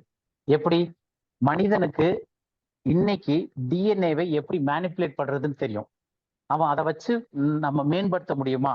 முக்கியமான விஷயம், சாவை தடுக்க முடியுமா? மரணத்துல இருந்து மனிதனை காப்பாற்ற முடியுமா? என்றென்றைக்கும் ஜீவிக்க முடியுமா அவன் சொல்லிட்டு ஏகப்பட்ட ரிசர்ச், சயின்ஸ் ஸ்டடிஸ் போய்கிட்டு இருக்கு. ஒவ்வொரு ஆர்கனையும் வந்து வளர வச்சுக்கிட்டு இருக்காங்க. நான் இது வந்து ஒரு 10-12 வருஷத்துக்கு முன்னாடியே படிச்சிருக்கேன். என்னன்னா, மனுஷனுடைய லிவர், மனுஷனுடைய ஹார்ட் இதெல்லாம் வந்து பன்னிங்களுக்குள்ள வளர்க்குறாங்க. டிஎன்ஏ எடுத்து மேனிப்புலேட் பண்ணி மனுஷனுடைய ஹார்ட் அது பண்ணி, ஏன்னா அதுல கொஞ்சமா ட்ரையல் எடுத்துக்கிட்டு இருக்காங்க. சக்சஸ் ஆச்சு அப்படின்னா ஒரு ஹார்ட் டிரான்ஸ்பிளான்ட் பண்ணணும், லிவர் டிரான்ஸ்பிளான்ட் பண்ணணும் அப்படின்னா மனிதர்கள் கிட்ட இருந்து எதிர்பார்க்க வேண்டியதுல அந்த வளர்த்த பன்னிங்களை கட் பண்ணி அதுல இருந்து எடுத்து வைக்கலாம் அப்படின்னு சொல்லிட்டு, அதாவது டிஎன்ஏவை எப்படியெல்லாம் மேனிப்புலேட் பண்ண முடியும், ஒன்னோட ஒண்ணு எப்படி ஹைபிரிட் பண்ண முடியும்னு மனுஷன் இன்னைக்கு போராடிக்கிட்டு இருக்கான். இது போக ஒரு சொரூபம் வரும், அதுக்கு பேசக்கூடிய தன்மை வரும் போது அது திடீர்னு ஆல் ஆஃப் சடன் திடீர்னு மேல இருந்து எங்கேயோ குதிக்க போறது இல்லை. இன்னைக்கு மனிதன் வந்து முயற்சி எடுத்து போராடி ஏஐன்னு கண்டுபிடிச்சு அதனுடைய தாக்கம் எங்க போகுமோ தெரியலன்னு சொல்லிட்டு இன்னைக்கு பொதுஜன மக்களே பேசுற அளவுலதான் இருக்கு. அப்ப இன்னைக்கு டேட்ல வந்து ஒரு சொரூபத்துக்கு ஆவி கொடுக்கப்பட்டு அது பேசும் அப்படின்னும் போது அது ஒரு வியப்பு கிடையாது. ஏன்னா அதற்கு ஏஐ அப்படின்ற பேக்ரவுண்ட்ல இன்னைக்கு ஒர்க் பண்ணிக்கிட்டு இருக்காங்க. இப்ப ஏஐ தான் அந்தி கிறிஸ்துவா இல்ல ஏஐ தானே? கிடையாது, நிச்சயமா கிடையாது. ஆனா இது எல்லாமே வந்து அந்த 3.5 வருஷ காலகட்டத்துல என்ன நடக்க போகுதோ அதற்கான ஒரு ஸ்டேஜ் செட்டப். அன்னைக்கு நடக்க போறதுக்கு அன்னைக்கு போய் அவங்க ஆரம்பிக்க போறது இல்லை. இன்னைக்கு ஆரம்பிச்சு அது ப்ராசஸ் ஆக ஆரம்பிச்சிருச்சு. அப்போ ஒரு என் டைம் ப்ராசஸ்ல தான் இருக்கிறோம். ஆனா இதுதான் என் டைம் ஆனா கிடையாது, அதுக்கு இன்னும் டைம் இருக்கு. அப்ப இந்த சாத்தான் தள்ளப்பட்டு அவனுடைய தூதர்களும் தள்ளப்பட்டு வரும்போது இன்னைக்கு வந்து ஈட்டி இருக்கா அப்படின்னா, ஈட்டினா என்ன சொல்லுவாங்க, எக்ஸ்ட்ரா டெரஸ்ட்ரியல்ஸ், அதாவது வேற்று கிரகவாசிகள் யாராவது இருக்கிறாங்களா அப்படின்னு சொல்லிட்டு இங்க இருந்து நாங்க ஆராய்ச்சி பண்ணிட்டு இருக்கோம், இங்க இருந்து நாங்க சிக்னல்ஸ் எல்லாம் அனுப்புறோம், சவுண்ட் அனுப்புறோம், அங்க இருந்து ஏதாவது வருதான்னு சொல்லிட்டு அதை மும்முரமா போராடிக்கிட்டு இருக்காங்க. ஏகப்பட்ட சர்ன் மாதிரி சென்டர்ஸ் எல்லாம் வச்சு, அதாவது டைமென்ஷன் மாதிரி நாங்க போறது எப்படி அப்படின்னு சொல்லிட்டு மனிதன் வந்து என்னெல்லாம் முயற்சி பண்ணமோ அவ்வளவும் பண்ணிக்கிட்டு இருக்கான். இன்னைக்கு ஒன்ஸ் ஒரு இடத்துல இருந்து நாங்க தான் வேற்று கிரகத்துல இருந்து வந்திருக்கோன்ட்டு ஒரு ஏலியன் மாதிரி ஒரு கேரக்டர் வருது அப்படின்னா, பைபிள் படி அது வந்து வலு சர்ப்பமும் அவனோட சேர்ந்த தூதர்களும் தள்ளப்படுவார்கள் பூமியிலேயே. அப்ப இருக்கிற மக்கள் வந்து அதை ரிசீவ் பண்ண ஆரம்பிச்சாங்க அப்படின்னா அதன் மூலமாக இம்மிடியேட்டா மேனிப்புலேஷன் நடக்க ஆரம்பிக்கலாம். அப்போ அவங்க வந்து திருமணம் செஞ்சு பெண் கொண்டு திருமணத்தின் மூலமாக இனப்பெருக்கம் செஞ்சு வர்றதுக்கு இங்க ஆயிரக்கணக்கான வருஷங்கள் இல்லை, நோவா டைம்ல இருந்த மாதிரி இருக்கிறதே 3 வருஷம். அப்ப இன்னைக்கு வந்து டிஎன்ஏவை வச்சு கரெக்ட் ஆக்க முடியும்ன்றது எப்படி தெரியுது அப்படின்னு சொல்லிட்டு. ஏன்னா இன்னைக்கு மனுஷங்க வந்து ஒவ்வொரு சோதனையா பரிசோதனை பண்ணிக்கிட்டே இருக்காங்க. ஒரு ஸ்டேஜ்ல வந்து அவங்க மேலே அந்த பரிசோதனை நடத்த ஆரம்பிக்கும் போது அந்த பரிசோதனை என்ன பண்ணும், அவங்களுடைய டிஎன்ஏவை மாற்றும். அதான் வெளிப்படுத்தின இப்ப அந்த வசனம் போவேன்னா இது போல வெளிப்படுத்தல சொல்லும் போது மனிதர்கள் சாவை தேடியும் சாக முடியாம இருப்பாங்கன்னு இருக்கும், படிச்சிருப்பீங்க தெரியும். அப்போ அந்த வசனத்தின் அடிப்படையில் சாவை தேடுறாங்க, ஆனா சாக முடியலன்னு என்ன அர்த்தம்? இப்ப கையை வெட்டினா ரத்தம் போச்சுன்னா செத்துற முடியும். அப்ப என்ன அர்த்தம்னா அவங்களுடைய டிஎன்ஏ வந்து மேனிப்புலேட் பண்ணி சாகாமையை கொண்டு வர்றதுக்கான முயற்சியில அவங்க இறங்கி ஏதோ ஒரு ப்ராசஸ் நடந்திருக்கு. வலது கையிலாவது நெற்றியிலாவது அந்த இலக்கம், மிருகம் மனிதன் இலக்கம், அந்த இதை தரித்து கொள்ளாதான் விற்கோ வாங்க முடியாதுன்றாங்க. அப்ப அந்த இலக்கம் வந்து இன்னைக்கு இருக்கிற மாதிரி இப்போ அதுன்னு சொல்றதுக்கு எதுவுமே கிடையாது. அப்ப அது வந்து ஒரு டிஎன்ஏல இருக்கிற மாற்றமா கூட இருக்கலாம். ஸோ அப்ப இதெல்லாமே வந்து ஒரு அசம்ஷன்ஸ் தான் நம்ம பார்க்கறது. ஏன்னா வேத வாக்கியத்தின்படி வசனத்தின் அடிப்படையில நோவாவின் நாட்கள்ல நடந்தது போலவே மனுஷகுமாரனுடைய நாட்களும் நடக்கும் அப்படின்றது இருக்கு. அப்ப இந்த நாட்கள் வந்து 3 வருஷம் டைம் பீரியட் ஆண்டவர் சொல்றாரு. அதாவது மகா உபத்திரவ நாட்கள் இருக்கும், தெரிந்து கொள்ளப்பட்டவர்கள் நிமித்தமா அந்த நாட்கள் குறைக்கப்படும். இல்லைன்னா கூடுமானா இந்த நோ ஃபிளஷ் அப்படின்னு எந்த மாம்சமும் தப்பி போவதில்லை. எல்லா மாம்சமும் அந்த 3 வருஷ காலகட்டம் ஃபுல்லா கொடுத்திருந்தா எல்லா மாம்சமும் அழிஞ்சிருக்கும் அப்படின்னு சொல்லிட்டு, அப்ப அதுக்கு ஒரு ப்ராபபிளா ஒரு டைம் எண்டிங்கும் சொல்றாரு. அது என்ன டைம் எண்டிங்ல இருக்கு அப்படின்னு பார்த்தோம்னா மத்தேயு 24 22வது வசனம் பாருங்க. மத்தேயு 24 22. அந்நாட்கள் குறைக்கப்படாதிருந்தால் ஒருவனாகிலும் தப்பி போவதில்லை, தெரிந்து கொள்ளப்பட்டவர்கள் நிமித்தமோ அந்த நாட்கள் குறைக்கப்படும். அப்போ இது வந்து இன்னொரு டாபிக் வரும், ஜஸ்ட் ஹிண்ட் மாதிரி மட்டும் கொடுத்துட்றேன். உபத்திரவ காலம்ன்றது வந்து 7 வருஷம் பார்த்தோம். அதுல மகா உபத்திரவ காலம் அந்த பாலாக்கு மறுவறுப்பு வந்து நிற்கும் போது மகா உபத்திரவ நாட்கள் ஆரம்பிக்கும். அதை 3 வருஷத்துல இயேசு கிறிஸ்துனுடைய 2ஆம் வருகை இருக்கும். அப்ப அந்த 3 வருஷத்துக்குள்ள எல்லா மாம்சமும் கரெக்ட் ஆகி ஒண்ணு கூட இல்லாத அளவுக்கு போயிரும். அப்படின்றனால தெரிந்து கொள்ளப்பட்டவர்கள் நிமித்தமாக அந்த நாட்கள் குறைக்கப்படுது அப்படின்னு இருக்கு. அப்ப அந்த 3 வருஷம் மகா உபத்திரவ காலத்தின் நாட்கள் குறைக்கப்படுது. அப்ப குறைக்கப்படுதுன்னா எவ்வளவு குறைக்கப்படுது அப்படின்னு பைபிள் சொல்லல. அந்த நாளையும் அந்த நாழிகையும் பிதா ஒருவன் தவிர மற்ற ஒருவனும் அறியான், தேவ தூதர்களும் அறியார்கள்.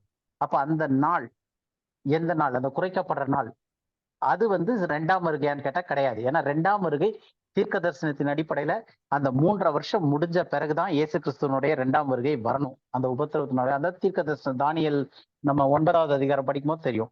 அப்ப அந்த என் பாயிண்ட் வந்து மாறல.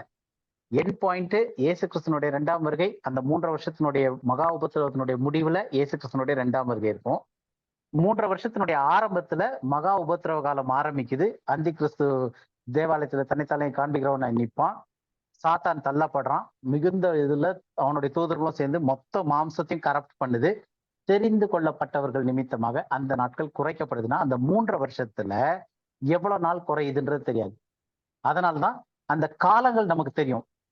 வசனம் சொல்லும் போது அந்த நீங்கள் வெளிச்சத்தின் பிள்ளைகளா இருக்கிறீங்க, உங்களுக்கு வந்து அவர் திருடன் வர்ற மாதிரி வரமாட்டாரு அப்படின்னு சொல்லும் போது எப்படின்னா 3 வருஷத்துல கரெக்டா அந்த அந்தி கிறிஸ்து எப்ப வந்து வெளிப்படுறான்றத பார்த்துட்டாங்கன்னா வேதம் தெரிஞ்சிருக்கிறவங்க அந்த நாட்கள்ல அவங்க வந்து ஓகே இதுதான் விண்டோ, இதுல இருந்து 3 வருஷத்துல ஆண்டவருடைய 2ஆம் வருகை இருக்கும்னு கன்ஃபார்மா தெரியும். ஆனா அந்த நாட்கள் குறைக்கப்படுது இல்லையா, அது எப்பன்னு தெரியாது. ஏன்னா தெரிந்து கொள்ளப்பட்டவர்கள் நிமித்தமாக அந்த நாட்கள் அந்த 3 வருஷத்துக்குள்ள இருக்கக்கூடிய அந்த ஒரு விண்டோ குறைக்கப்படுது. அந்த குறைக்கப்படும் போது என்னாவது, அந்த ஸ்பாட்ல தான் அவர்கள் எடுத்துக்கொள்ளப்படுறார்கள். தேவனுடைய ஜனம் எடுத்துக்கொள்ளப்படுது. அப்ப எடுத்துக்கொள்ளப்பட்ட பிறகு அந்த நம்ம ஒரு ஃப்ளோ அந்த பேச்சுக்கு சொல்லணும்னா ராப்சர், புரியுற மாதிரி ஈஸியா புரியறதுக்கு ராப்சர்ன்ற வார்த்தை பயன்படுத்துறாங்க. அந்த ராப்சர்ன்ற வார்த்தை நடக்கும் போது அந்த மகா உபத்திரவ காலத்து நாட்கள் குறைக்கப்படும் போது தெரிந்து கொள்ளப்பட்டவர்கள் நிமித்தமா குறைக்கப்பட்டு அந்த இடத்துல ராப்சர்ன்றது எடுத்துக்கொள்ளப்படுது. அப்ப ராப்சர்ல தேவனுடைய ஜனம் எடுத்துக்கொள்ளப்பட்ட பிறகு மீதி இருக்கிற ஜனங்களுக்கு என்ன நடக்குது அப்படின்னு பார்த்தோம்னா தெசலோனிக்கேர்ல நம்ம 1 அதிகாரத்துல இருக்கோம், 3வது அதிகாரத்துல இருக்கோம். அதை படிச்சு பாத்தீங்கன்னா தெரியும். கீழ்ப்படியாத பிள்ளைங்க தேவ கோபாக்கினை. அப்போ தேவ கோபாக்கினை அப்படின்றது வந்து எப்படி நோவாவை காப்பாற்றி பேழையில வச்சுட்டு ஜலப்பிரளயத்தினால அப்ப இருந்த மாம்சம்லாம் அழிக்கப்பட்டுச்சோ, அந்த மாதிரி தேவனுடைய கோபாக்கினை 2ஆம் வருகைக்கு முன்னாடி ஊற்றப்படுது. அந்த தேவ கோபாக்கினையினுடைய இறுதியில அந்த 3.5 வருஷம் முடியும் போது இயேசு கிறிஸ்துனுடைய 2ஆம் வருகை இருக்கும். அப்போ டைம் லைன் எப்படி வருது அப்படின்னா, முதல் 3.5 வருஷம் வந்து வேதனைகளுக்கு ஆரம்பம். அது நமக்கு எப்ப ஆரம்பிச்சதுன்னு கரெக்டா தெரியவே தெரியாது, சொல்லவே முடியாது. ஏன்னா பைபிள் அதை பத்தி சொல்லல. எப்ப இருந்து நம்ம கனெக்ட் பண்ண முடியும்னா, அந்த பாதியில வந்து அந்தி கிறிஸ்து தேவாலயத்துல நிற்க காணும் போது அன்னைக்கு டேட்ல ஸ்டார்ட் பண்ணலாம். இன்னில இருந்து 3.5 வருஷத்துல இயேசு கிறிஸ்து வருவாரு, 2ஆம் வருகை இருக்கும்னு. ஆனா ராப்சர் எப்பன்னா, அந்த நாளையும் ஒருவனும் அறியான். ஆனா அந்த விண்டோ தெரியும். ஏன்னா 3.5 வருஷம் அந்தி கிறிஸ்து வெளிப்பட்டுட்டான், 3.5 வருஷத்துல கரெக்டா இயேசு கிறிஸ்து வந்துருவார். அப்ப அந்த கோபாக்கினை எப்ப வரப்போகுது யாருக்கும் தெரியாது, ராப்சர் எப்போ வருது யாருக்கும் தெரியாது. ஏன்னா அந்த விண்டோ வந்து தேவன் என்ன டேட்லன்னு சொல்லல. அந்த நாட்கள் குறைக்கப்படுது. அது 6 மாசம் குறைக்கப்படுதா, 3 மாசம் குறைக்கப்படுதா, இல்ல 1 வருஷம் குறைக்கப்படுதா தெரியாது. அப்ப அந்த டேட்டையும் அந்த நாளையும் ஒருவரும் அறியான். ஆனா அது குறைக்கப்பட்ட உடனே எப்ப குறைக்கப்படுது அப்படின்னு பார்த்தா, தெரிந்து கொள்ளப்பட்டவர்கள் நிமித்தமாக அவர்கள் எடுத்துக்கொள்ளப்படுறார்கள். எடுத்துக்கொள்ளப்பட்ட பிறகு தேவனுடைய கோபாக்கினை மீதி இந்த பூமியில இருக்க எல்லாத்து மேலேயும் வந்து விழுது. அந்தி கிறிஸ்து அக்னி கடல போடப்படுறான்னு இருக்கு. அதெல்லாம் அடுத்த என் டைம்னோட இதுல போயிடும். அப்போ இந்த செகண்ட் கம்மிங்க்கும் ராப்சருக்கும் இடப்பட்ட காலம் தான் தேவ கோபாக்கினை. அதுவுமே இந்த தானியல் தீர்க்க தரிசனத்துல சொன்ன அந்த 70 வாரத்துக்குள்ள, அந்த 7 வருஷத்துக்குள்ள நடக்க போற விஷயமா இருக்கு. அப்ப இதனுடைய டைம் ஃப்ரேம்னு நம்ம பார்த்தோம் அப்படின்னா, இந்த டிஎன்ஏ மேனிப்புலேஷனுக்கு இன்னில இருந்து ஸ்டேஜ் ஏற்கனவே செட் ஆகிட்டு தான் இருக்கு. கொஞ்சம் கொஞ்சமா அவங்க முயற்சி பண்ணிக்கிட்டு இருக்காங்க. ஏலியன்ஸை பார்த்துக்கிட்டு இருக்கோன்றாங்க, எக்ஸ்ட்ரா டெரஸ்ட்ரியல் வேற்று கிரகவாசிகள் இருக்கிறாங்கன்ட்டு கன்ஃபார்ம் பண்றேன்றாங்க, அவங்களோட பேச முயற்சிக்கிறேன்றாங்க, அவங்க வரது போறதுன்னு ஏதாவது இருக்குன்றாங்க. நிறைய இப்ப இந்த காலத்துல வந்து டிசப்ஷன், அதாவது ஏலியன் பறக்கும் தட்டு வந்துச்சுன்றாங்க. இது எல்லாமே வந்து ஒரு ஸ்டேஜ் செட் பண்ணிட்டே இருக்காங்க. வேற்று கிரகத்தோட பேசுறதுக்கு, அதே மனிதன் மறிக்காம இருக்கிறதுக்கு அவனுடைய டிஎன்ஏவை எப்படி மாற்ற முடியும், அதை எப்படி மேம்படுத்த முடியும்ன்ற ஆராய்ச்சியில் இறங்கி ஏகப்பட்ட செலவு பண்ணி அதை பண்ணிக்கிட்டு இருக்காங்க. ஆர்டிபிஷியல் இன்டெலிஜென்ஸ் மனிதன் சிந்திக்காம ஒரு இயந்திரம் சிந்திக்க விதத்துல அதை எல்லாத்தையும் மேனிபுலேட் பண்ணி அதுக்கு ஃபீட் பண்ணிக்கிட்டு இருக்காங்க. இது எல்லாமே கொண்டு போய் சேர்க்க போற இடம் அந்த கடைசி 3.5 வருஷத்துல அவனுக்கு வந்த பிறகு கொஞ்ச காலத்துல இது மொத்தமே மேனிபுலேட் பண்ண போறோம். அப்ப மேனிபுலேட் பண்ணும்போது ஒரு குழந்தை பிறந்து அந்த டிஎன்ஏ கரெக்ட் ஆகணும்னு அவசியம் இல்லை. நம்மளே மனிதன் கண்டுபிடித்ததை வச்சு தள்ளப்பட்ட தூதர்கள் வந்து டெக்னாலஜி கொடுக்கும்போது அன்னைக்கு சாவாமை உள்ள டிஎன்ஏ வர்றதுக்கு வாய்ப்பு இருக்கு. அந்த டிஎன்ஏ வருது அப்படின்னா அவங்க சாவை தேடியும் அவர்கள் கண்டடையாம இருப்பாங்க. யாரெல்லாம் முத்திரை தரித்து கொண்டார்களோ அப்படின்னு சொல்லும் போது, யாரெல்லாம் அந்த டிஎன்ஏல மாற்றப்பட்டிருக்கோ அவர்களுக்கு மறுபடியும் மீட்கிறது கூடாத காரியம் ஆயிடுது. ஏன்னா அவங்க டிஎன்ஏவே மாற்றப்பட்டிருக்கலாம். ஸோ இந்த மாதிரியான காரியங்கள் இருக்கு. இதை தான் வந்து இயேசு கிறிஸ்துவும் வந்து நோவாவின் நாட்கள்ல நடந்தது போலவே இருக்கின்றது. ஆனா நோவாவின் நாட்கள்ல மாதிரி பெண் கொண்டு திருமணம் செஞ்சோ அந்த மாதிரியான ஒரு இதுல வர்றதுக்கு வாய்ப்பு இல்லை. ஏன்னா காலகட்டம் ரொம்ப கம்மி. ஒரு 3.5 வருஷ பீரியட்ல இது மொத்தமே நடந்து முடிக்கும். ஆனா அதற்கான ஸ்டேஜ் செட்டப் ஏற்கனவே பல வருஷங்களா நடந்துகிட்டு தான் இருக்கு. இப்ப இன்னும் போக இன்னும் ஜாஸ்தியாவே நடக்கும். இந்த டிஎன்ஏ பத்தி ரிசர்ச், ஏஐ பத்தின ரிசர்ச், வேற்று கிரக வாசிகள், இந்த பறக்கும் தட்டு, ஏலியன்ஸ், இதுன்னு ஏகப்பட்ட காரியங்கள் மக்கள் மைண்ட்ல அதை கொடுத்துட்டே இருக்கிறதுக்கு இது எல்லாமே அந்த ஸ்டேஜ் செட்டப் அதுக்கான காரியங்களா தான் இருக்கு. இதுல வேற ஏதாவது கேள்விகள் இருக்கா சிஸ்டர்? உங்களுக்கு அந்த டவுட் கிளியர் ஆச்சா sister? Sister Hema? Yes brother, doubt எல்லாம் கிளியர் ஆச்சு. ஜஸ்ட் ஒண்ணுதான், Daniel 9 he shall confirm the covenant. உங்க வாய்ஸ் சரியா கேட்கல சிஸ்டர், பிரேக் ஆச்சு, திரும்ப சொல்லுங்க. Daniel 9:27 and he shall confirm the covenant with many for a week, and in the middle of the week he shall cause the sacrifice and the oblation to cease, and for the building of abominations he shall make it desolate. So நமக்கு அந்த tribulation period தெரியாதுன்னு சொல்றீங்களா? இந்த இது verse 27, according to verse 27 of Daniel chapter 9, when the Antichrist shall come and confirm the covenant, we can set the timeline. இல்ல அததான் சொல்றேன். இப்ப ஆஸ்லோ அக்கார்ட்னு ஒண்ணு இருக்கு. இஸ்ரேலோட ஏகப்பட்ட நேஷன் ஏற்கனவே நிறைய சைன் பண்ணிருக்காங்க பீஸ் ட்ரீட்டின்னு.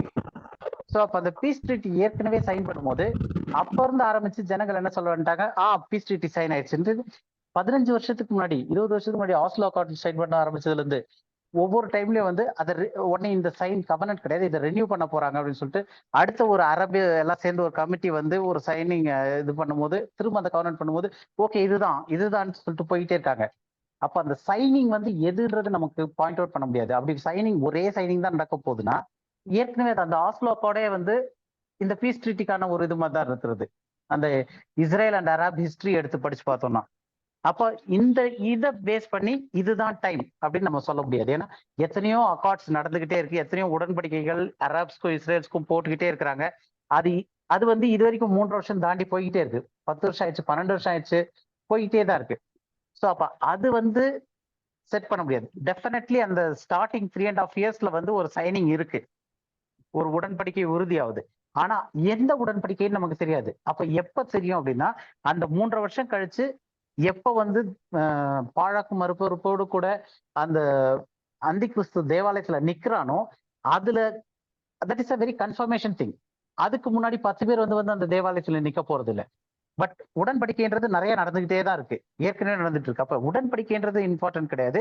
அது எந்த உடன்படிக்கைன்றதை நம்ம இதுல இருந்து பேக்ல போய் தான் பார்க்க முடியும். என்னைக்கு தேவாலயத்துல அவன் நிக்கிறத பாக்குறோமோ அதுல இருந்து 3.5 இயர்ஸ்க்கு முன்னாடி நம்ம எடுத்திருந்தோம்னா there would be a covenant signing.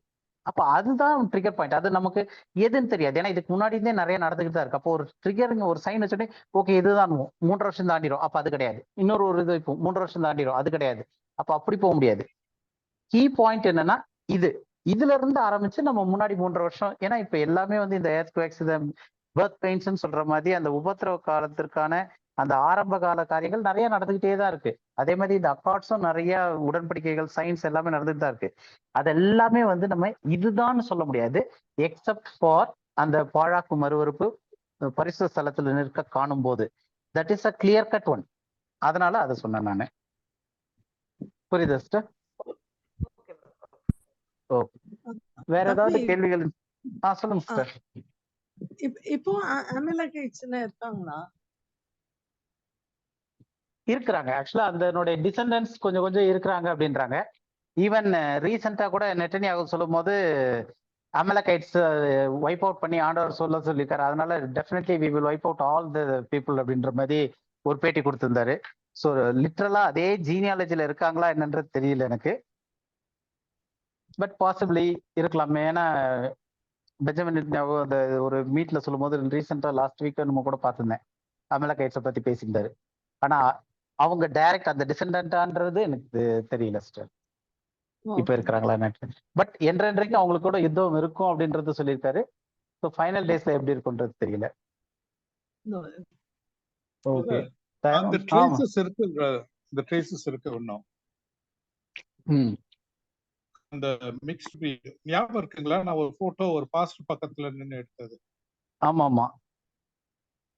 அவர் வந்து அவர் முன்னாடி நீங்க பார்த்தா வேட்டைகளி மாதிரி இருப்பேன் நான். 7.5 அடி மிக்ஸ்ட் ட்ரைப்ஸ் இருக்கலாம் மேபி. இல்ல அத அமலேக்கைட்ஸ்ன்றது தெரியாது இல்லையா? இல்ல அமலேக்கைட்ஸ் கிடையாது. ஆனா அந்த டிஎன்ஏ மிக்சிங் வந்து இன்னும் அந்த அடல்ட்ரேஷன் இருக்கு. ஆமாமா, இட்ஸ் நாட் டோட்டலி பியூரிஃபைட். ஏன்னா ஒரு டாக்டர் ஒருத்தங்க புனேல வந்து படிச்சிருக்காங்க, சவுத் சுடானி டாக்டர். அவங்க வந்து 7 feet அதுக்கேத்த குண்டா இருப்பாங்க. இல்ல ஹைட் மட்டும் வச்சு நம்ம சொல்ல முடியாது பிரதர், பிகாஸ் 7 feetன்றது வந்து we cannot say them they are giants. இல்ல, it's not only that, but அதுக்கேத்த பாடியும் இருக்கும், ஜெய்ஜாண்டிக்கா இருக்காங்க. they are not normal. Brother time ஆயிடுச்சுன்னு நினைக்கிறேன் பிரதர். இட்ஸ் 7:45 ஆகுது. நம்ம ப்ரேயர் பண்ணிட்டு க்ளோஸ் பண்ணிட்டு ரெஸ்லிங்ல இருக்கிறவங்க அந்த WWE நிறைய பேர் அப்படிதான் இருக்காங்க. இல்ல அதான் சொல்றேன், இப்போ வந்து டிஎன்ஏ மேனிபுலேஷன் கிடையாது எனக்கு தெரிஞ்சு. ஏன்னா இன்னைக்கு வந்து ஹைட்டா இருக்கிறது வந்து it is not that hybrid DNA அப்படின்னு நான் திங்க் பண்றேன். ஏன்னா இஃப் இட் இஸ் சோ நமக்குள்ளயுமே ஏகப்பட்ட பேர் மாத்தி இங்க மேரேஜ் நடக்குது, அப்ப இன்னும் போய்கிட்டே தான் இருக்குன்ற மாதிரி இருக்கும். Then there need not to be an final day of அந்த இதெல்லாம் வரணும்னு அவசியமே கிடையாது, ஏற்கனவே இருக்கு அப்படின்னா. ஸோ நம்ம இதை இன்னொரு ஸ்டடி வேணா அப்புறம் பண்ணலாம், பொறுமையாக இன்னொரு நாளைக்கு வரும்னா. நெக்ஸ்ட் வீக் வந்து நம்ம மரணம் நல்லதா கெட்டதா அப்படின்ற மாதிரி வச்சு ஒரு சின்ன ஸ்டடி பண்ணிட்டு அதுக்கப்புறம் கன்ஃபியூஷன்ஸ் பைபிள்ல இருக்கிற அந்த மரணத்தை பத்தி கன்ஃபியூசிங் பேசேஜஸ் பத்தி படிக்கலாம். யாராவது ஒருத்தர் ப்ரேயர் பண்ணிட்டு க்ளோஸ் பண்ணலாம்னு நினைக்கிறேன். கண்மணி ப்ரேயர் பண்றீங்களா?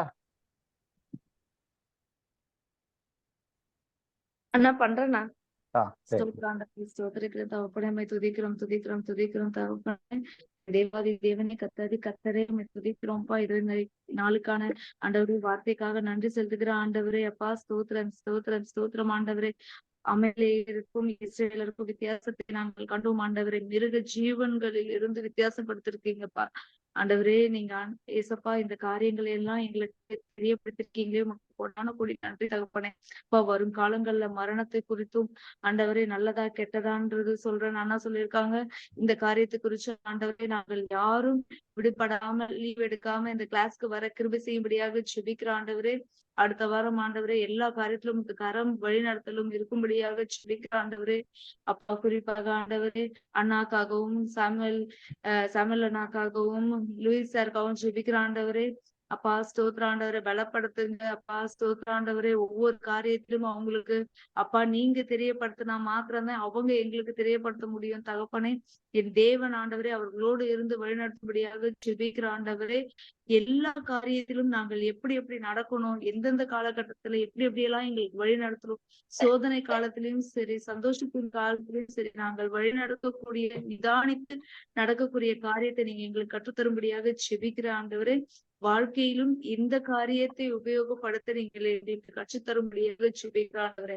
எல்லா காரியத்தையும் அது கருத்துல ஒப்பு கொடுக்கிறேன். துதி கன மகிமை எல்லாவற்றையும் என் மீட்பெரும் ரட்சகரும் ஆகிய இயேசு கிறிஸ்து நாமத்தினால் ஏற்படுகிறது நல்ல பிதாவே. ஆமென். ஆமென். என் ஆத்துமா என் ஆத்துமாவே கிறிஸ்துவே, என் முழுவதுமே பரிசுத்தமானவரை ஸ்தோத்திரி. என் ஆத்துமாவே ஸ்தோத்திரி. ஆமென். Praise the Lord. Praise the Lord. Praise the Lord. Thank you. Praise the Lord. Praise the Lord.